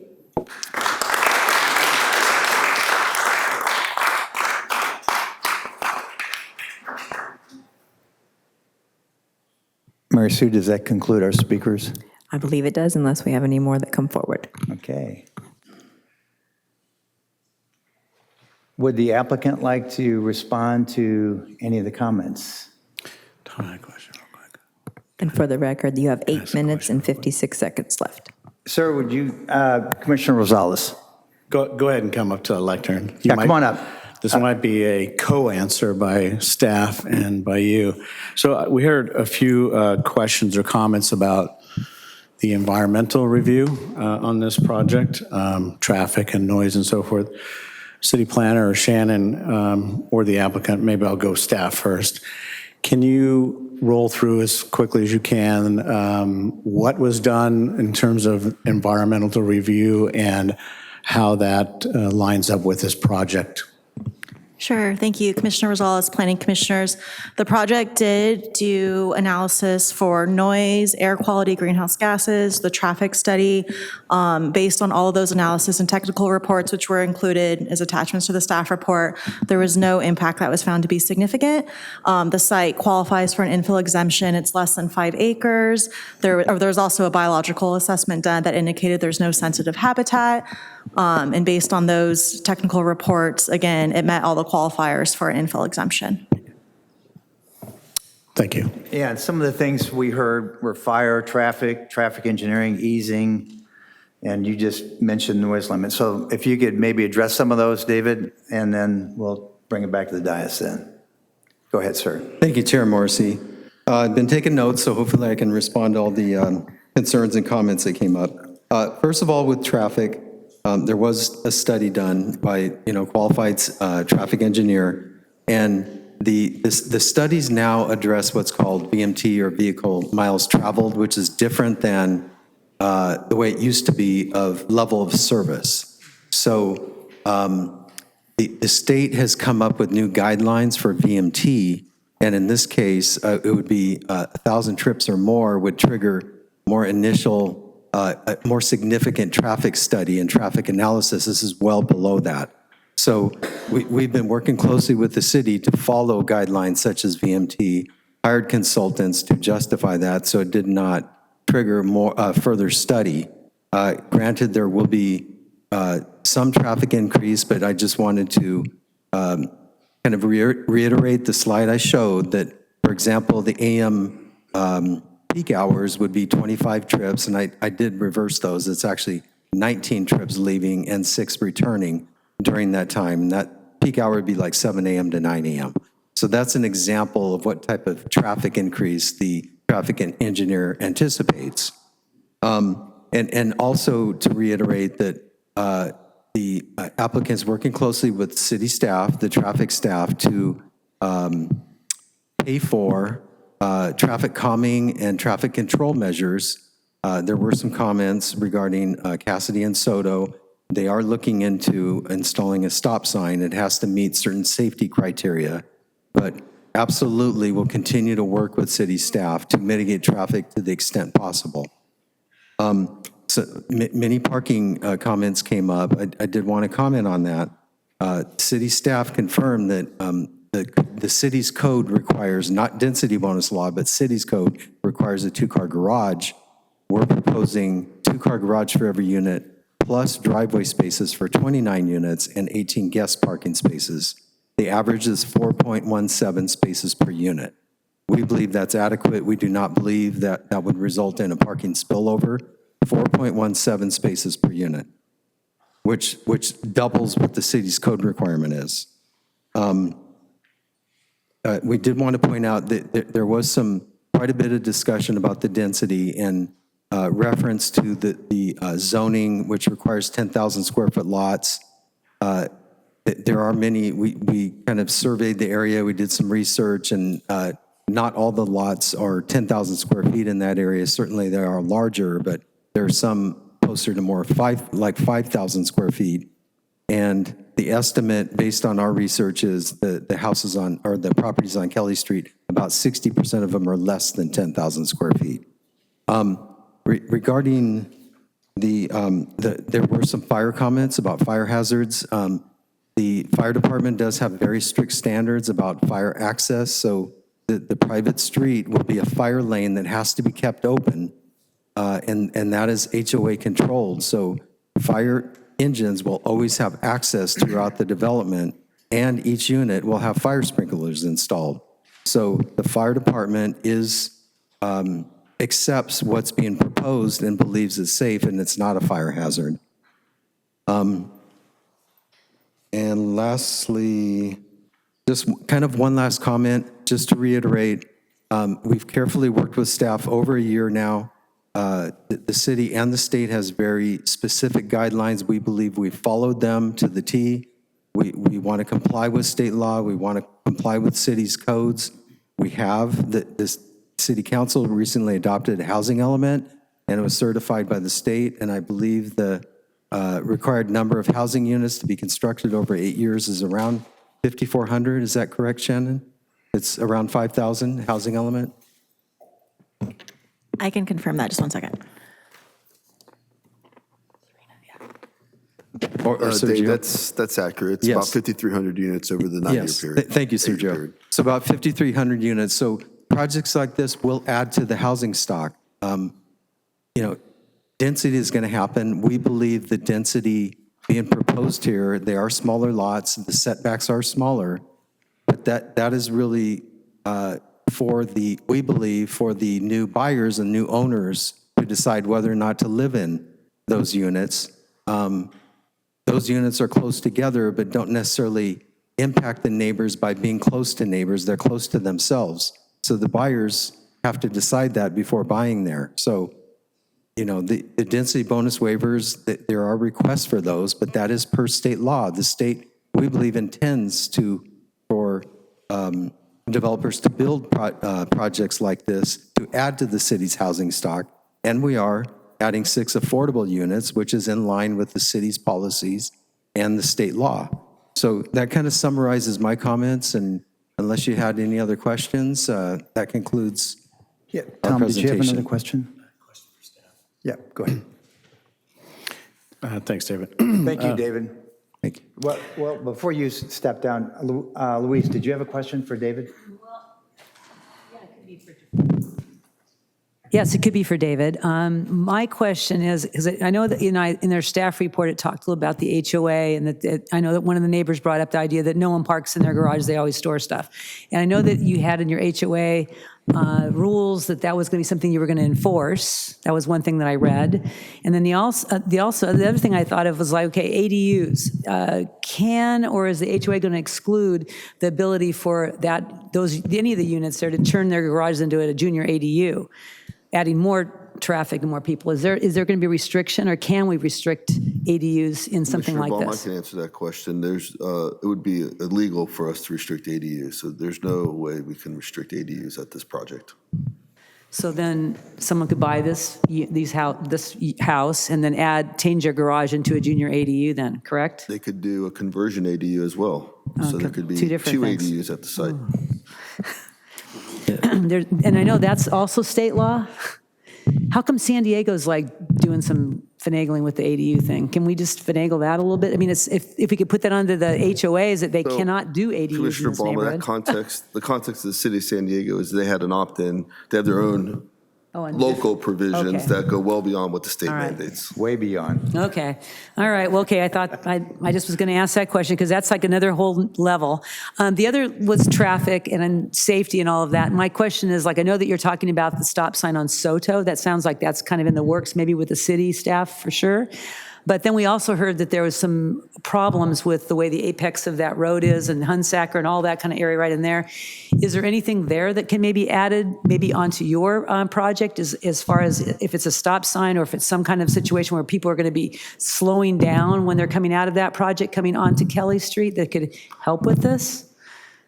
Good comments, Commissioner Ballman. I do want to respond to your parking question. It was a good one. But back to the traffic, yes, we'll consult with our traffic engineer who has been working closely with the city on any other traffic measures in the area, any way we can help, certainly open to it, and we'll pay for those improvements.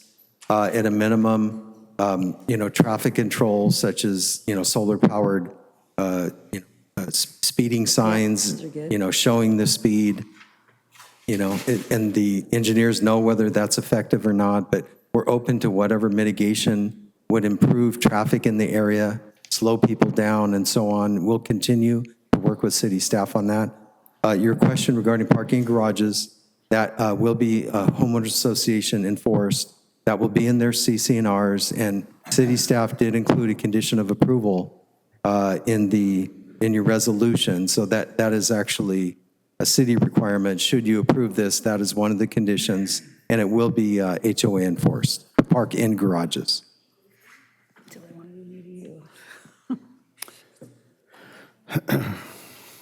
Commissioner Redgate. So you answered some of my questions already, but I did write down a comment, or several of the community members commented about the change in how many developments were made. So I'm just curious if through the process of this development, you communicated one thing. Did you have a community engagement? Did you change it and then involve the community? I think maybe there's some questions about how that happened, and I'm just curious if you involved the community formally originally when it was communicated that 14 developments were going to go up. I think there was a couple people, and then there was a change, and I think that's where maybe the discontent might come from, because it sounds like, so I just wanted to know if there was community input through that change in process. It sounds like you were going to, Mr. Madeira wanted to respond. I can probably answer that question better than the applicant. I think maybe what some of the community members were referring to, that prior to this applicant, there was a different applicant for the site who had proposed 12 homes at the project site. I'm not familiar with the developer, representing that we're going to do a 12-unit project here, a 14-unit project, and coming back and doing the project that he's presented to us. As a matter of fact, we entertained a project that was much more dense than this at this site, and the city pushed back, and the developer came forward with this site, with this project plan that you have in front of you tonight. Tom, did you? Sorry. Yes, thank you. Okay. Tom, did you have a comment? Yeah, just a quick question, Sergio, on the parking. Does Oceanside allow certain communities to have a permitted parking zone or area within the city? I know San Diego does, where it's restricted to, on certain streets, to just residents. Because what I'm thinking, while you're forming your own answer, if there was a restriction for anybody in this project to not park on Kelly, and only Kelly residents having this permit process to park on their own street, does that even exist? So to answer your question, Commissioner Rosales, and the city traffic engineer is probably going to stare at me with dagger eyes, but the city code does have a provision there's a method by which permit parking could be allowed or required in the neighborhood. It's a pretty elaborate process, requires a majority of property owners to sign a petition, and the city traffic engineer takes it through a process to city council to request permit parking in certain neighborhoods. So there is a process by which you can do that. That being said, I think the project exceeds what the parking standards are for a single-family subdivision, and so what they've presented tonight is wholly compliant with the city's zoning ordinance. Yeah, I get that, but there is this fear that despite it meeting the conditions of the city and the project and so forth, there's a fear that it'll spill over onto Kelly Street. So it sounds like there is a policy for the residents, as maybe it's very elaborate, but there is a policy or a process in place where they could condition Kelly Street to be only parked by the residents on Kelly Street. Thanks. Thank you. Commissioner Gonzalez, did you have a question? I do. I would like to hear from the Oceanside Community Partners or Mr. C in answer to Commissioner, why am I forgetting your last name? Grace Redgate. Thank you. Commissioner Redgate's question, if I could. About sorry, the unit, question, the change in density. Yeah, so Steve Sheldon would like to answer that. He has a lot more historical perspective. Thank you. Thank you. Hi. Yes, what question meant my answer for you? Which question? Okay, The change, the 12 units to 36, why folks are confused about that change and upset about it. There was no conversation regarding 12 units from me and this project. That did not occur. As Mr. Madera told you, there was conversations regarding going the other direction. There was never 12. I would never represent that to one of these homeowners. Not the case. We've actually discussed with that homeowner. She offered to sell us about 5,000 square feet of her property. She has actually one of the larger lots, and so she was willing to sell us some land to help with our project, and it didn't work out because of the loan on her home. We've also offered there's a RV that's been abandoned behind her home on her property that needs to be towed out before we start construction, or it'll be stuck there. And so we've offered to work with her and get the RV out before construction is started, as just as a way to work with her. We've done a lot of things with the homeowners on fuel modification and a lot of things, but just again, that conversation did not occur. Okay, to my recognition. So, thank you. I would. The public hearing process is over, so please. Are there any other questions for the applicant? I see no other questions, so with that concluded, you may be seated. Thank you, Mr. Chair. So I'm going to bring this back to the Planning Commission, and you know what? The public hearing process is over, so please, no, you're done, okay? You're done. If you want to leave, leave. Then please recognize the rule of order. Okay, I'm going to bring this back to the Planning Commission.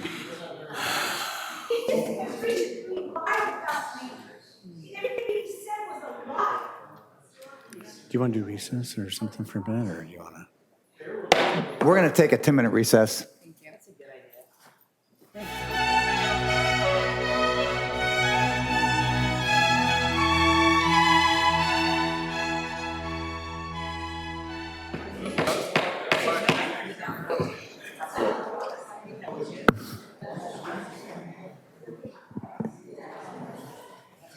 Recording in progress. Thank you. So I hope everybody's had a chance to vent a little bit and we could return.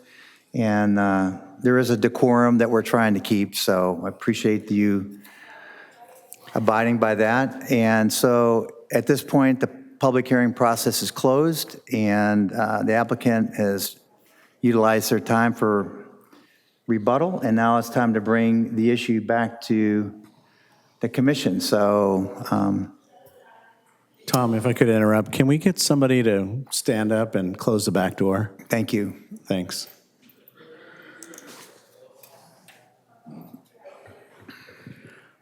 I'll start if you want, Tom, to... Yeah, let's wait till Mary Sue gets back. No questions, sir. Sorry. Thank you, Mary Sue.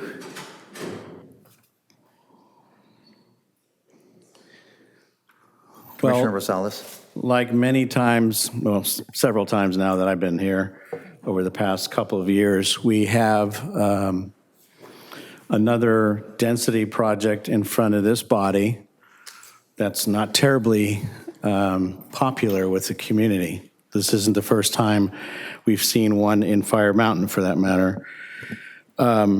As you're probably already aware, the state has passed a lot of housing legislation that supports this kind of project, irrespective of the impacts to the community, so long as it passes the smell test about safety and health and so forth. And we are very limited in being able to kill a project on the basis of safety and health. We've looked at it a bunch of different ways.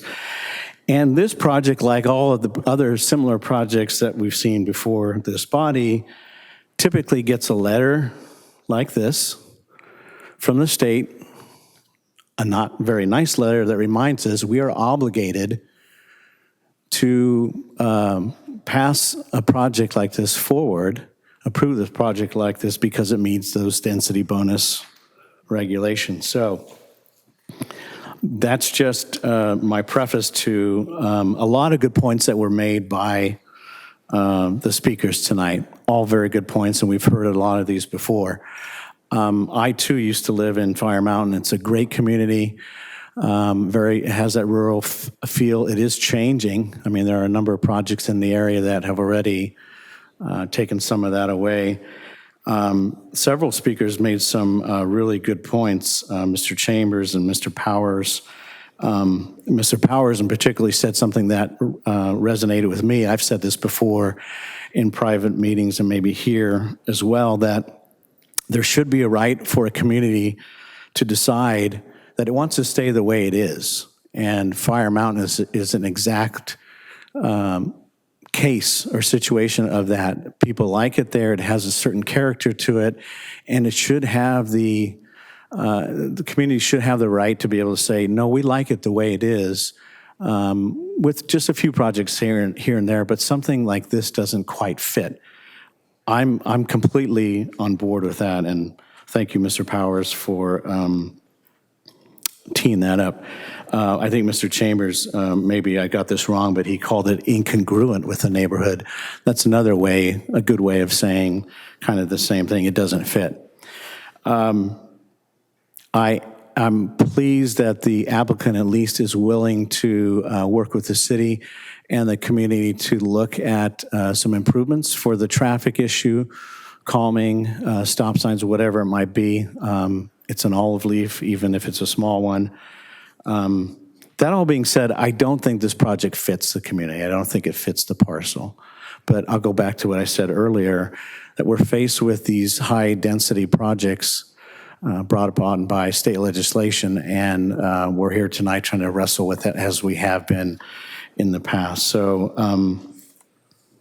I think, and I'll stop here after this comment, I think there was a comment made by one of the speakers too that maybe it's time for the city, not just Oceanside, but other cities, to stand up to the state and say, you know what, enough is enough. Give us back some discretion on being able to say, no, we like our community the way it is. I am so in support of that.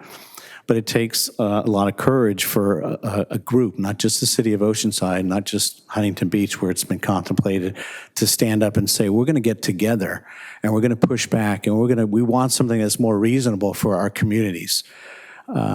Again, I think it's a great idea, but it has to be a group that does that. So I'll stop there, Chair, and maybe I've teed up a couple things that some of the other commissioners can jump on. So, but again, that's kind of where we are with this project, as we have been with others. I'll stop there. Is there any other comment? Commissioner Dodds. I agree with Commissioner Rosales. I think the one comment that I would add would be square peg, round hole. This is based on what we're required to do, we don't have a lot of wiggle room, but not with good conscience can I stand and say that this works.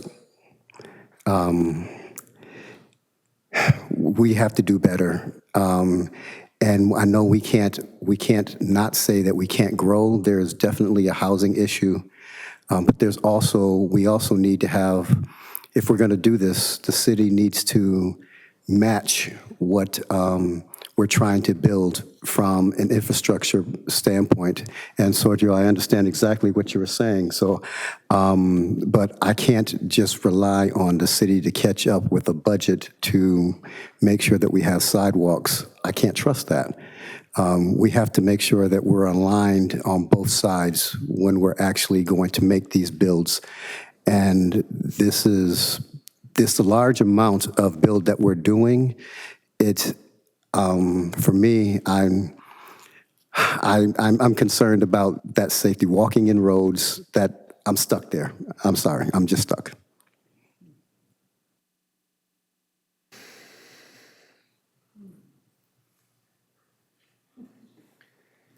Well, if there's no other discussion, can I get a motion? I'll make a motion. Put my glasses on so I can see. So we're being asked to consider approval of a tentative map, development plan, and density bonus for this 35-lot subdivision at Kelly Street. And this is a recommendation to the City Council as a reminder. So we recommend to the City Council either a yes or no recommendation on our vote here tonight. There is an appeal process, of course, by, depending on who's on the losing side here, the applicant or the community, it can be appealed. So again, this is a recommendation in our motion to move this forward to the City Council. So I'll recommend that we move this forward to the City Council as proposed by the city staff by approving tentative map 2401, development map 2408, density bonus 2402, and resolution 2025 P11 with its findings and conditions therein. Is there a second? Go ahead, Commissioner Balma. I would like to add into the resolution that we add that the traffic study and making sure that Soto Street and something coming out of this driveway happens. So I don't know how that's going to be worded, but I know that the developer already said that in good faith he was going to work with the city, but I know that we've always said that we have to put this in writing or it always kind of goes by the wayside. A little squishy, yeah. I think we should just say something in there that says we recommend to the City Council that they further study the traffic calming at Soto and also at the exit from this project into either if it's a Hunsacker that needs a stop sign or if it's this one, wherever the traffic engineer comes up with where it might be the best way to slow the traffic down would be good. And people recognizing there's people coming out of here would happen. I would also like to add that I love the walking trail thing. I mean, I don't want that just to go away. I thought that Commissioner Gonzalez brought up something that was really cool, and I would like to see that somehow at least addressed or talked about, and I think the applicant was very into that. I think that's a good thing for the neighborhood, too. I mean, this is I'm not saying this project's amazing, that I love it. I do appreciate that there's enough parking on this, that's not something that they didn't have to do, which I do appreciate the developer doing that. So that's probably the only thing I'm happy with is that they provided good parking. But you're right, I don't agree with, I totally agree with you, Commissioner Rosales, on all this too. So, but I would offer a second with those contingency added. And if you would, if the maker of the motion would agree. I think those are good additions. And Sergio, you're going to help us figure out what language in the resolution. Yeah, I'd like just to offer a couple. If it's a monetary obligation for a study or for actual improvements. So I was just going to offer a couple clarifying points on the add-ons onto the motion. With respect to the traffic calming provisions, that's something that the applicant and city traffic engineer have been talking about a fair amount. Right. I don't think they come to any conclusions No. at this point. No. But there could be the conclusion that traffic calming isn't warranted. Yes. So it's not contingent upon the installation of these improvements. Rather, the motion should perhaps convey the fact that the applicant will work in good faith with the city to analyze these couple areas and see if any traffic calming is warranted, rather than making it contingent upon traffic calming being installed, because there may not be the warrants for it, unfortunately. So that's one clarification I don't know. point. From what I heard tonight, I think it does have to happen. We need to I don't have even care if empirical there's not data even a as rule opposed- that says it should. I mean, it should or should. I think we just have to kind of go with pushing some of this, even though it's not documented in some article, whatever. I just think that I've seen traffic and see how people drive these days. It's crazy. So we have to kind of throw it So back. I think there has to be empirical data. Okay. Unfortunately, All we right. live, the city traffic engineer is very I data-driven, know. I and know. they can't do things that are Right. inconsistent with rules and regulations. So Okay. I think the motion should perhaps convey the fact that the applicant will work in good faith with the city to analyze potential traffic calming measures within the identified area. And then the second one, with respect to the walking path to the shopping center, that's private property. You have to have a willing partner to be able to allow that access. So Well, isn't there already an access already that it's comes from the- informal, and it's typically gated, and there's a wall, and there's a fence. The fence apparently Okay. gets cut down Well, a again, fair amount. In good faith, I think that's, if the neighborhood wants it, I mean, But it can't be contingent on, is what I'm trying to convey. Yeah. okay, we can't say it's These a can be- recommendation then? It could be a recommendation to study it, Yes. but it can't be Just contingent a upon it. recommendation. Yes. Just so it's worded, there's some writing going on here. Yes. Okay, good. So We'll Tom, have you to wanna- come up with you the wanna specific re- language. You want to Yeah, no, so my motion would stand with approval of what staff's put in front of us, with the addition of there being good faith effort towards two items. One is a traffic study and/or improvements by the applicant in working with the city. Yep. And at least a look-see about the path to the shopping centers. I mean, I think it ultimately could be a controlled pathway. In other words, a gate with a pad that is, so not everybody can flow through it as they will. So good faith effort on those two items would be my They addition. just have to have a willing Thank you. partner in the adjacent property owner. With a willing Thank you. partner, yes. All right, then I would offer a second. All right. Can we vote?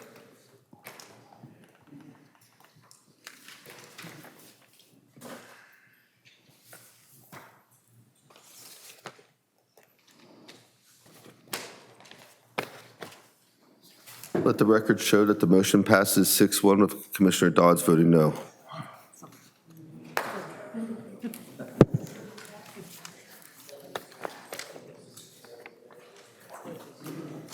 Discussion items 4.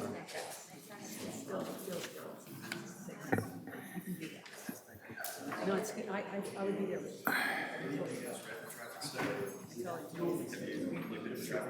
Sir, we're done. We're, Exactly. you know, That's a big deal. That's a big deal, because if they take quotas from different years and you guys just approve something, I'm gonna get this thing to go through. good. You know what? That's fine. You've got your, you can take it to the council. That's right. You take it. Well, you know what? It's good. I don't approve nothing until I at least analyze the traffic study. You know what? And this traffic study is 100 pages long. You know why it's 100 pages long? Sir, which I still conducting.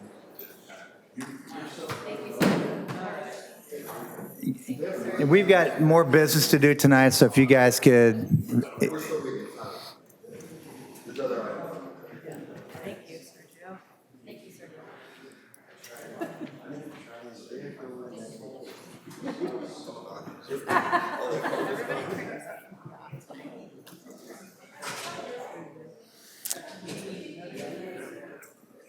Okay, Mary Sue, where are we? Item 5.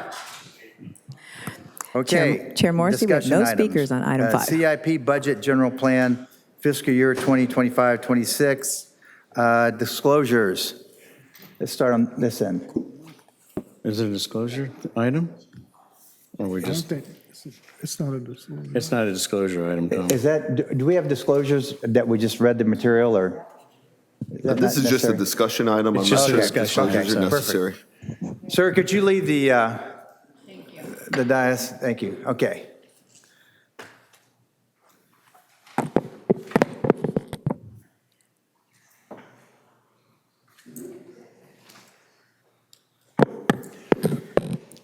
Go ahead. All right, good evening, Chair and Commissioners. My name is Victor Velasco. I'm the Principal Civil Engineer with the Development Services Department's Engineering Division, and I'm here for consideration of approval of a general plan conformity determination for the fiscal year 2025-2026 capital improvement projects. So as you are aware, there's a lot of infrastructure in the community that needs work. And for that reason, municipalities establish a program of construction of public. We're having some issues. Just keep going. Keep going, or? Sure. Yeah. What's going on, Mary Sue? You can keep speaking, and we'll catch up to your slides. I'll catch up. All right. So yeah, basically, the municipalities establish the capital improvement program in order to address those infrastructure needs in the communities. So under California Code 65401, we're required that the Planning Commission review this for general conformity with the plan update. And today I'm here not to discuss what projects made it or not, just to show you a couple of the projects from the CIP budget, and just to show how they are in conformity with the budget or with the plan, general plan. All right, there it goes. All right, let me see where. All right, let's start there. So basically the CIP budget is conformed of various funds. I should point out that the water, sewer, and harbor are considered enterprise funds. There are specific rules that determine where or how those funds are used. And the budget for this fiscal year was about $211 million. So in the next slide, we have a pie chart that shows how that budget was broken up. I want to point out that if you look at the water and sewer and harbor budgets, that compromises about $83.7 million. So that leaves about 127.5 for the capital improvement project that is not enterprise. And that's kind of what's going to be the focus tonight, not so much on what the water projects are or sewer projects are. So we'll move along. So can I interrupt? I know what enterprise funds are. Maybe for the benefit of the other commissioners, you want to explain what the difference is between an enterprise and a general funded budget? So yeah, basically enterprise funds is where you collect funds. For example, water and sewer, there's the charges that you guys get billed, and basically in a simple way, that's an enterprise funds. There's you collect fees basically. So the same thing with the harbor. Whereas, for example, the other funds are either a gas tax, general fund, or some other type of program such as Measure X. Okay. So moving along, basically these year's projects are mostly carryover projects, basic projects that are either in design or construction. That's the majority of the new projects that we have. There is a couple new projects, and I'll point them out as we move along on the presentation. So I'll point those out. And there's also obviously a long list of unfunded projects that didn't make the list just because there's not enough funding. So one of our non-enterprise funds is the developer impact fee. So I know there's about 5 developer impact fees. One of them is thoroughfare signal fees. There's citywide drainage fees, park fees, and public facility fees. So these comprise about 30% of the budget for projects. The other remaining funding comes from the general fund. So one of the things that we've been mentioning for the last couple of years, it's that as development keeps going down, there's less developer impact fees that come in. So the amount of money that the city receives to work on or update its infrastructure keeps reducing every year. So, and then there's other items that affect that, such as Senate Bill 330, which allows developers to delay their fees. So there's another reason why our DIF funding is lower.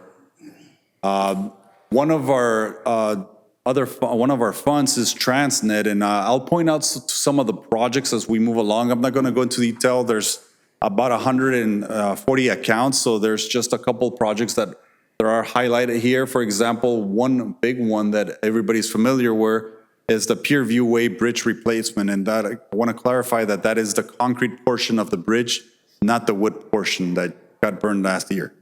So that's one project that's there.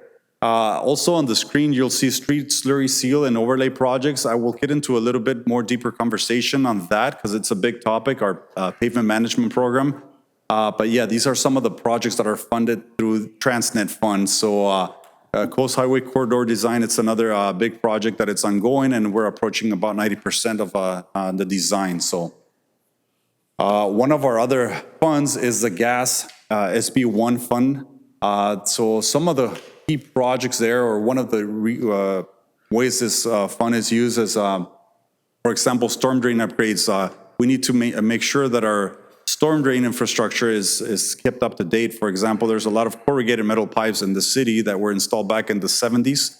So the lifespan of corrugated metal pipe with water is about 50 years. So we're about 50 years into that. So what's the deal with that? Well, if you think about a couple years ago on the 78, there was a corrugated metal pipe that failed. And due to that reason, the freeway was closed for a couple weeks. So that's one of the things that we do with this gas tax fund is try to get to those locations where we know that there's issues and try to be proactive with them. There's also one project there called Olive Guardrail that proposes a guardrail at Olive Drive. Basically, it's to protect some of the houses along the road where there's been a couple of car accidents in the past. So now let's talk about the pavement management program. So basically, our pavement management program is funded by Transnet, SB1, and Measure X. Those are the three main sources of funding. And then there's two types of funds. There's the one that's considered maintenance, which is slurry seal. Sometimes you see us go to a road that does not seem like it's in really bad condition, but you see us kind of like sealing that road. That's a maintenance effort. What that does is tries to preserve the road that it's in good condition and tries to like increase its life again. It's almost like if you're playing a video game and you're losing points and you get a mushroom or something. If you're playing Mario Brothers, you increase your life. That's basically what the slurry seal does. It just helps out with the extending the lifespan of the road. The other purpose is overlay. When the road is in really bad condition, then you need to do extensive work, either grinding or even go into the structural section of the road. So with that, I wanted to mention that this year, for maintenance purpose, we have about $6.3 million, and for actual in-depth repairs, we have $20 million, 20.7. The reason we have a lot of money this year is a lot of carryover money from the previous year, so that is not typical. What is forecasted for the next 5 years is to get about 2.8 million for maintenance and about 6.3 for in-depth repairs for a total of $9.1 million. So that's the projected number for future years. Why do I bring that up? Because in order to maintain our current road conditions, we need about $12.6 million per year, and that does not include soft costs such as construction managing, project managing, inspection. Does that amount of 12.6 million does not include that amount. If we added that amount, we need about $16.3 million per year. So just want to highlight that because it's one of the reasons that we're pushing to complete our pavement management program, which basically gives recommendations on to which roads to do from a technical standpoint so that we can stretch every single dollar that we have in the city. So the roads are not chosen by somebody calling us or something. It is a very technical process that we go through. So just wanted to mention that. Quick question, does the city do the maintenance and does the structural work, is that a third party? Yeah, we hire a contractor, but the city is involved with the project managing. As a matter of fact. On both maintenance and the structural work? Yes. Okay. So we project manage. In the past, as a matter of fact, we just moved from using consultants for this purpose to having an in-house staff actually dedicated herself to this effort. Thank you. Okay. Moving along, one of the other funds, this one happens to be a developer impact fee, is the citywide drainage funds. Big project there is the Cleveland storm drain upgrade. So this fund will also have some enterprise funds, as there will be some sewer lines and some other water utility lines that will need to be, will need to do some work, as you can imagine, building some of the roads, some of the storm drains in one of the oldest roads. There's a lot of infrastructure there, so yeah, we do work together on that. So. Parks is one of our funds that has a lot of projects, and there's no new proposed projects. I think what I would highlight from there is the Park Site 1, the design and construction. There's been quite a bit of money allocated to having the construction funds for Park Site 1, so some of it is coming from 598 account. Can I ask a question? Yes. I'm curious about community engagement on like the parks things and that kind of stuff. Is money to do that embedded in this budget, or does that even happen? Yeah, so with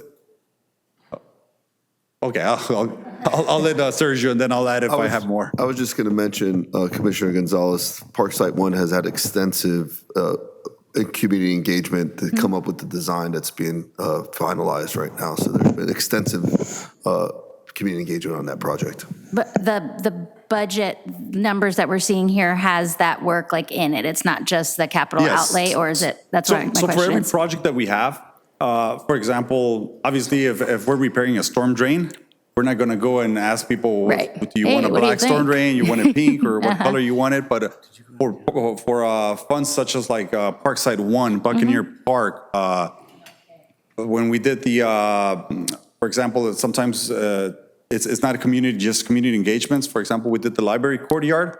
We engaged with the library staff. When we did Fire Station 1, we talked to the fire department. So every part of the soft costs that are included in every project are for that purpose. Yeah. So for example, Parkside 1, being one of our biggest projects that involves the entire community, there's been extensive outreach done for that project. Where does the facilitation of the community engagement rest? With the facilities, the building people, like who manages that?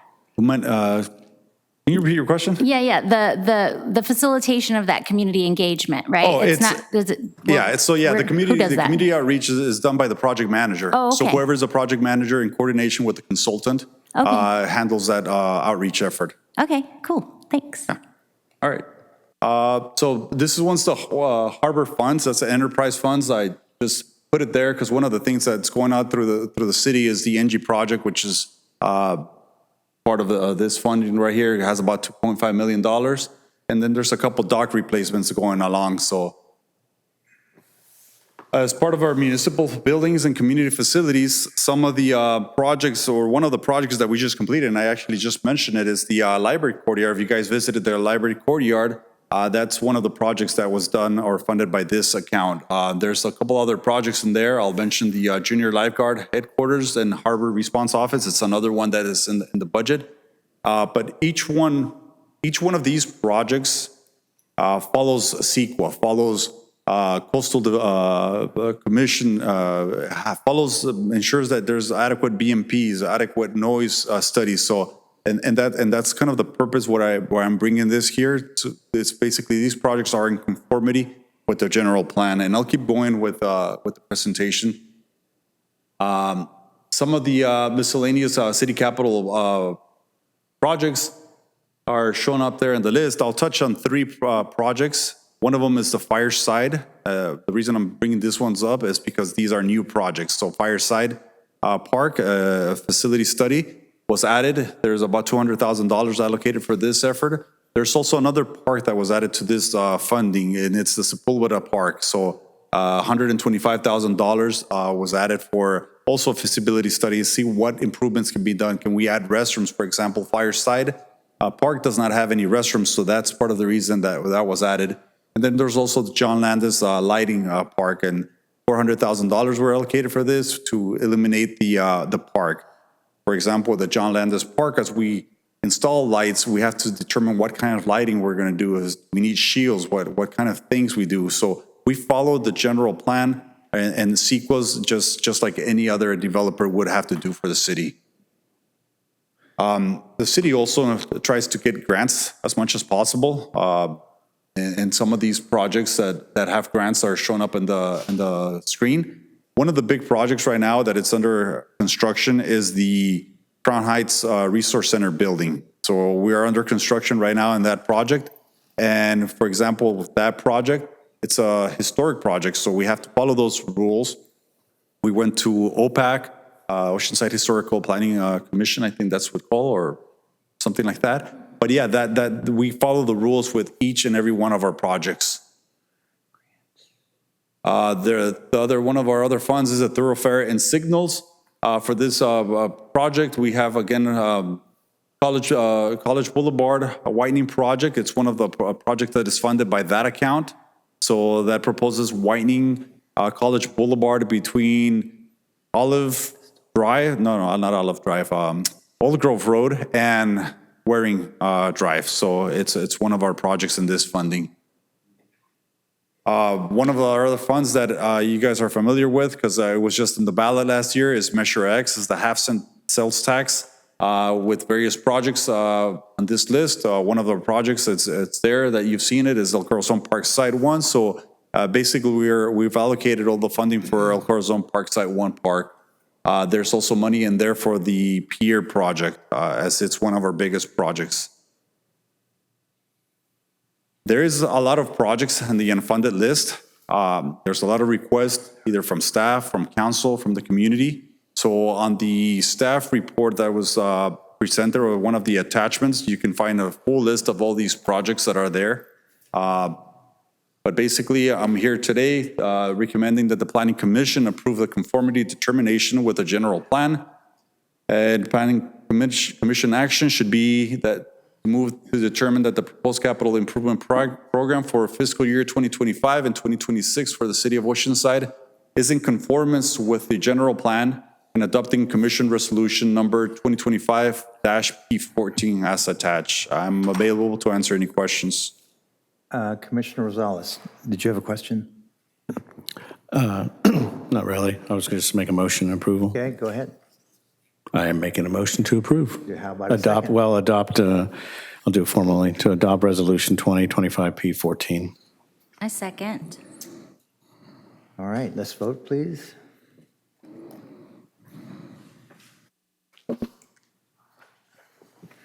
Thank you. Record show that the motion passes unanimously. Thank you for that presentation. Thank you. Okay.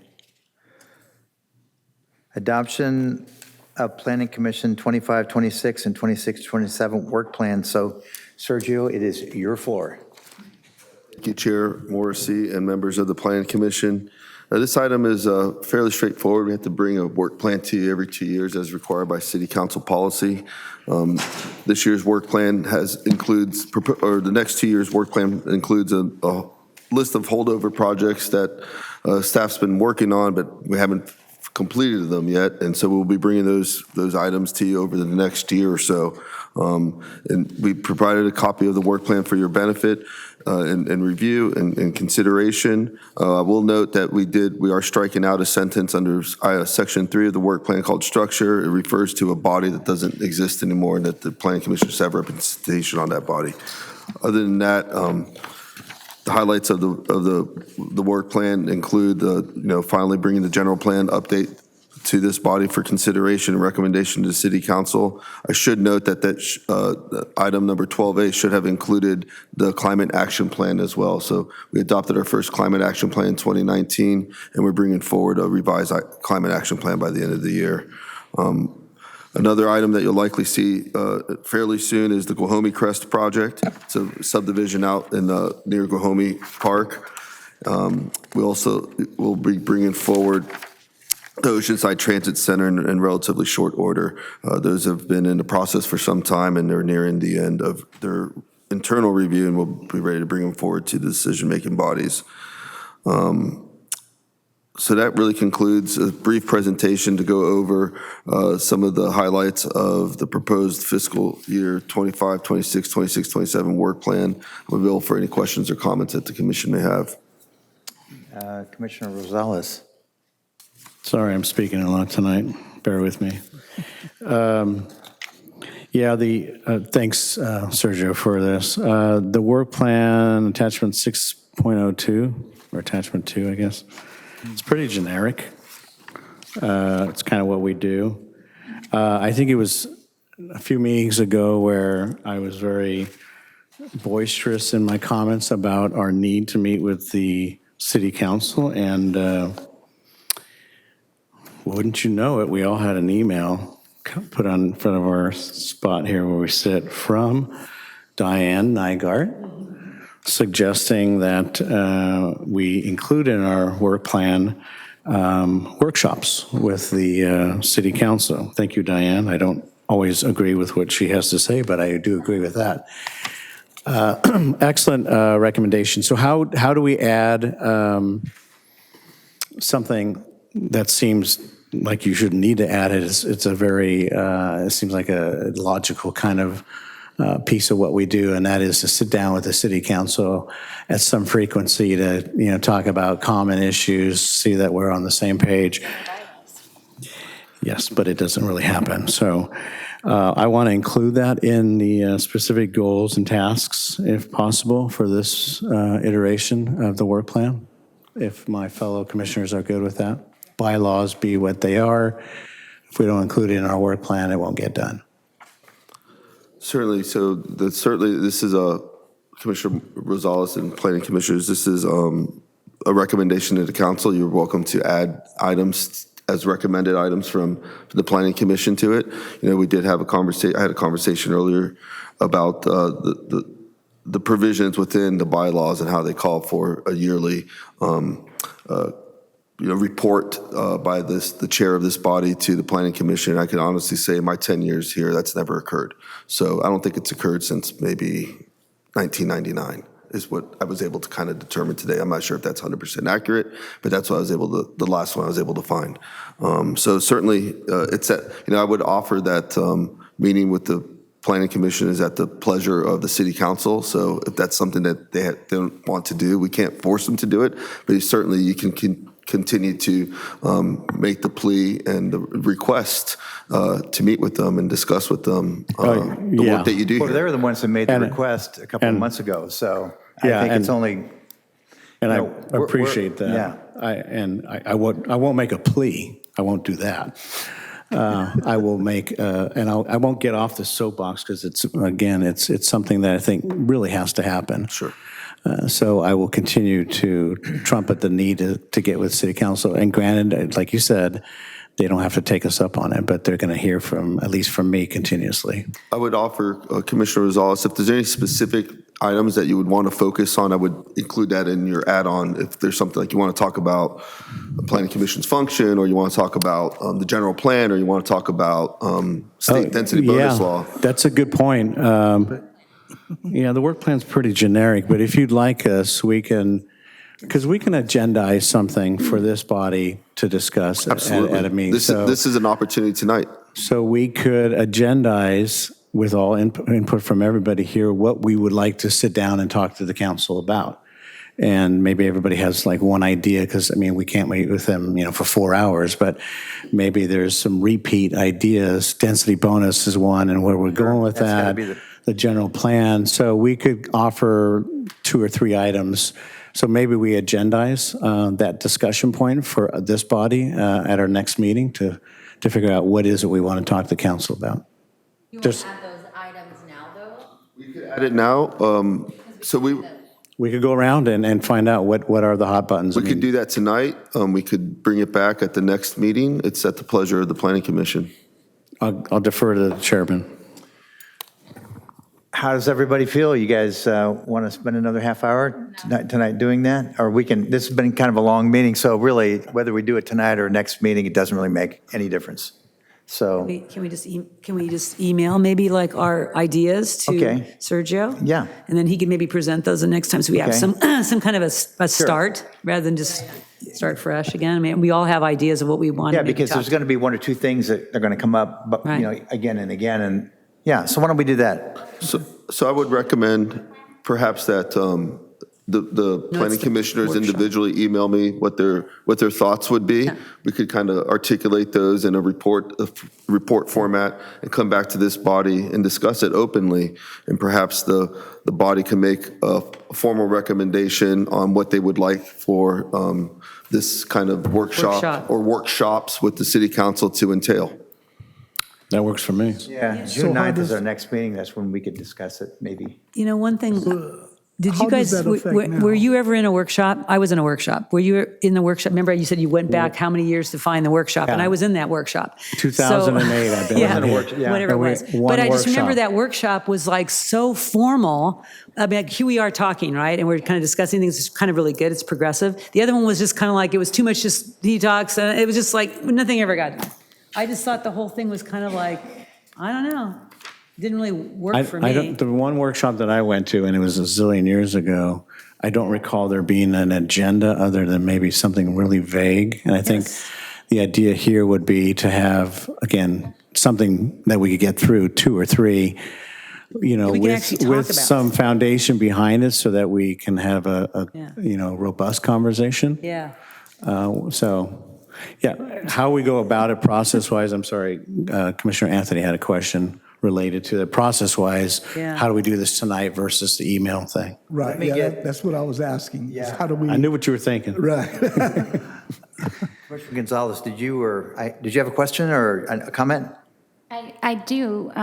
Do I need that? I don't need that, right? We're just here. Yeah. Oh, for the recording. But yeah, it's a process question. Maybe it's the same as Commissioner Anthony. It's about how, are we asking that this be included in our work plan, this meeting? Like we're saying, like amending this and coming back next time with some more detail in the work plan about that kind of meeting? Yeah, exactly. Yeah. Could we amend, can we adopt the work plan as is tonight and amend it with our separate emails at our next meeting and sort of confirm that, or? So just let me offer a couple points for thought and consideration by the Planning Commission. So tonight, we're bringing forward the work plan in an effort to get it adopted by City Council before the June 30th sort of artificial deadline that's in our bylaws, in the Planning Commission bylaws. There's really, a matter of fact, is there's no urgency to do this other than we're trying to meet the deadline. We could go, if we can't make it the June 18th meeting with the work plan, we could certainly agendize it with City Council for the June 8th, the August meetings in August or later than that. It sounds like this is an important topic to a lot of the planning commissioners. So I think it warrants perhaps a more robust discussion than we're offering you tonight. And so based on Commissioner Rosales' recommendations, perhaps you guys could give me the email of what you think is important, maybe your top 3 things that you want to discuss. We could kind of pull those and present it to you in a graphic manner in a brief report, and we could have a more robust discussion at our next meeting. Yeah, and then we will offer the work plan maybe in August to the City Council. It's been adopted as late as October, I've seen. So we're just trying to stay on task, but there's no urgency here. Yeah, if that works for. For us to meet in that sense. Yeah, and if we don't adopt until August, the meeting, the first council meeting won't happen until who knows when, if ever. Yeah. But that being said, if we show progress and intent here, I think that's the important thing. They'll understand that we're trying to do something here. We're trying to get something in front of them. So I like your idea.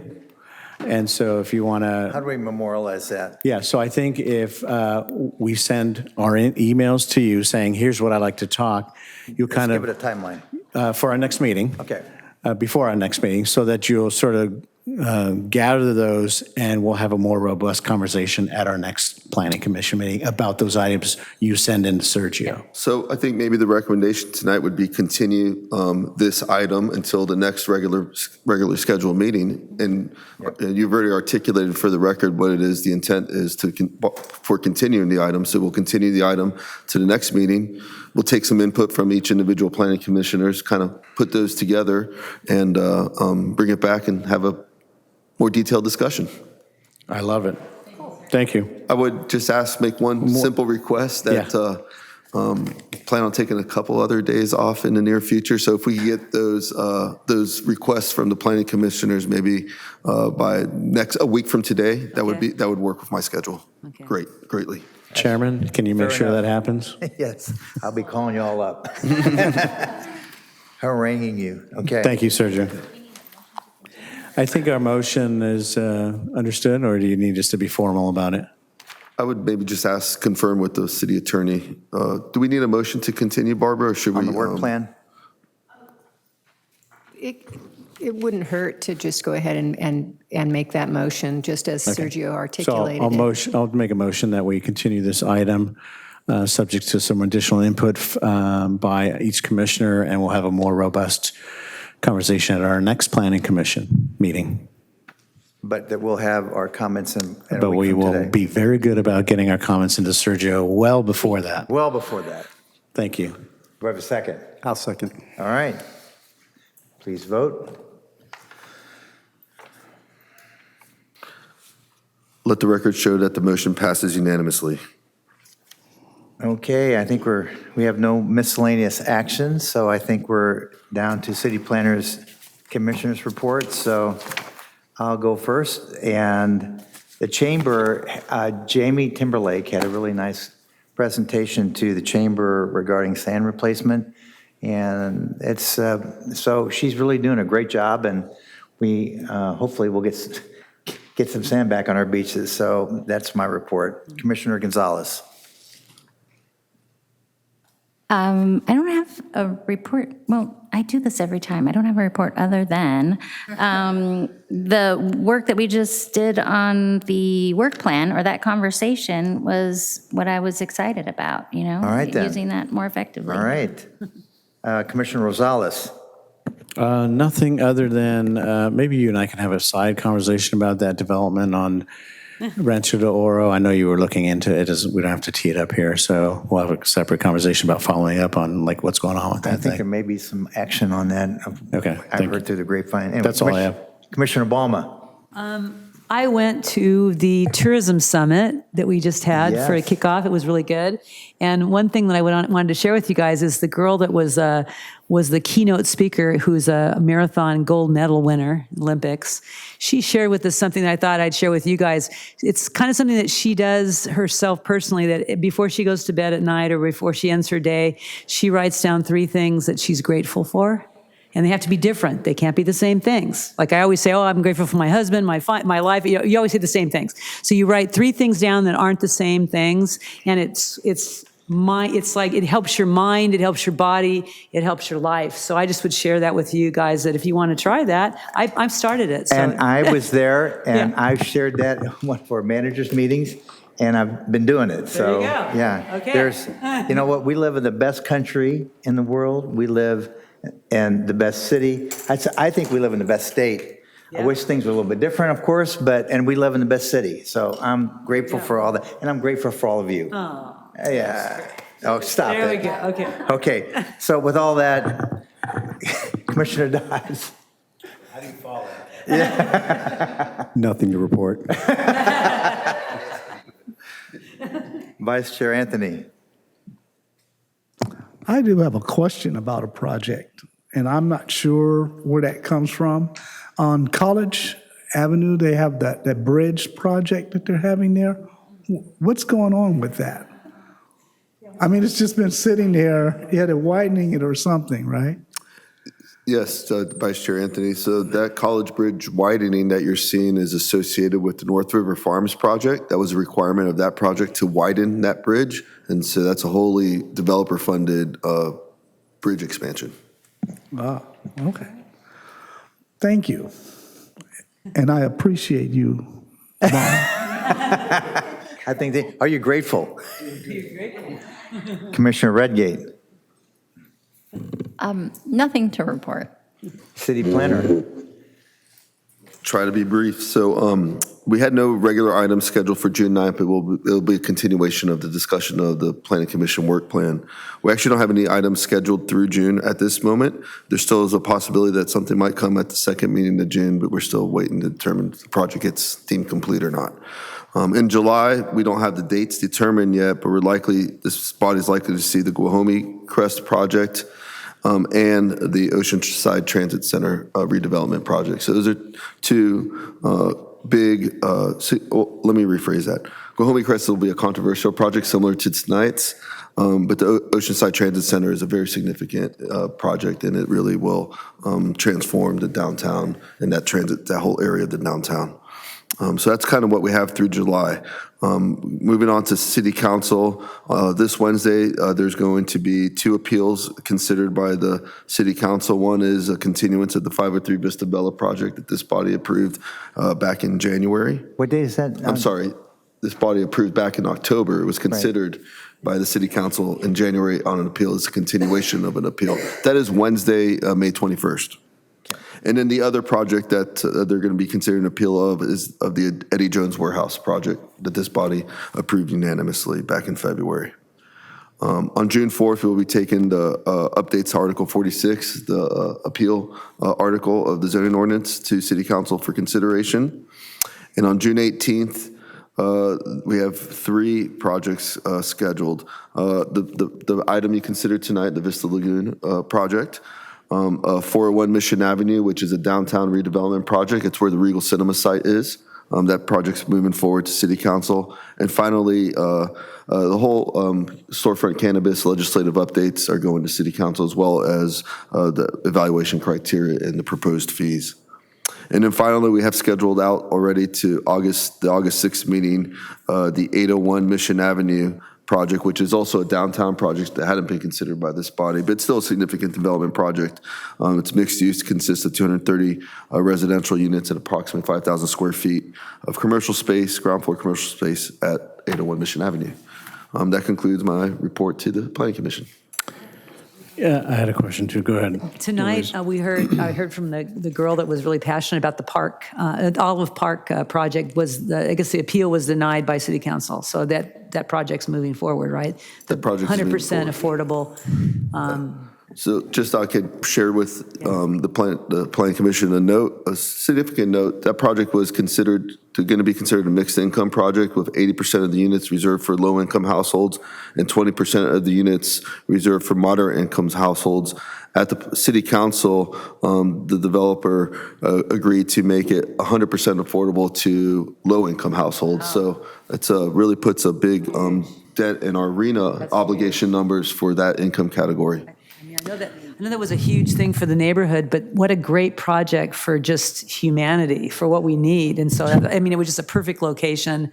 Everything was great. The developer was amazing. So I'm glad that the City Council pushed it forward. Staff has been very supportive of that project. It addresses a need that otherwise wouldn't be addressed. Yeah. Tom. Sergio, I had a question or a comment maybe. I happened to buy a tree at the Moon Nursery, which was a former Evergreen Nursery on Oceanside Boulevard, on its last day that they were staffed. So the property apparently has been sold, and if you drive by there now, it's all closed up, but there's still a lot of trees there. So there's a new owner, and it's proposed, as I understand, to eventually become housing.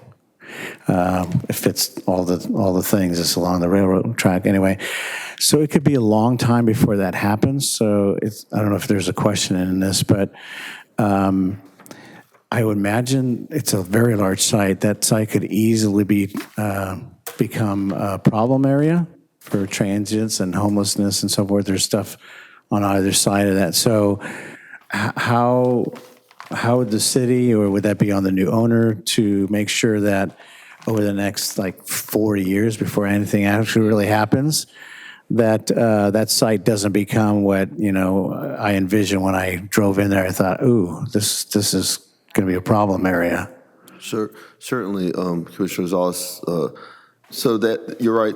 My understanding is that property has sold to a new owner that ultimately would like to do a mixed-use development there, consistent with some of the provisions we've outlined in the Smart Sustainable Corridor specific plan. The applicant or the property owner has inquired about an interim use potentially, a contractor storage yard. So maybe that would address so it might stay some of active the for a security while. concerns. I'm not sure if they're actually going to move forward with that, but they did inquire about it. Okay. Just a thought. Thank you. If there's no other comments, this meeting is adjourned. Recording stopped.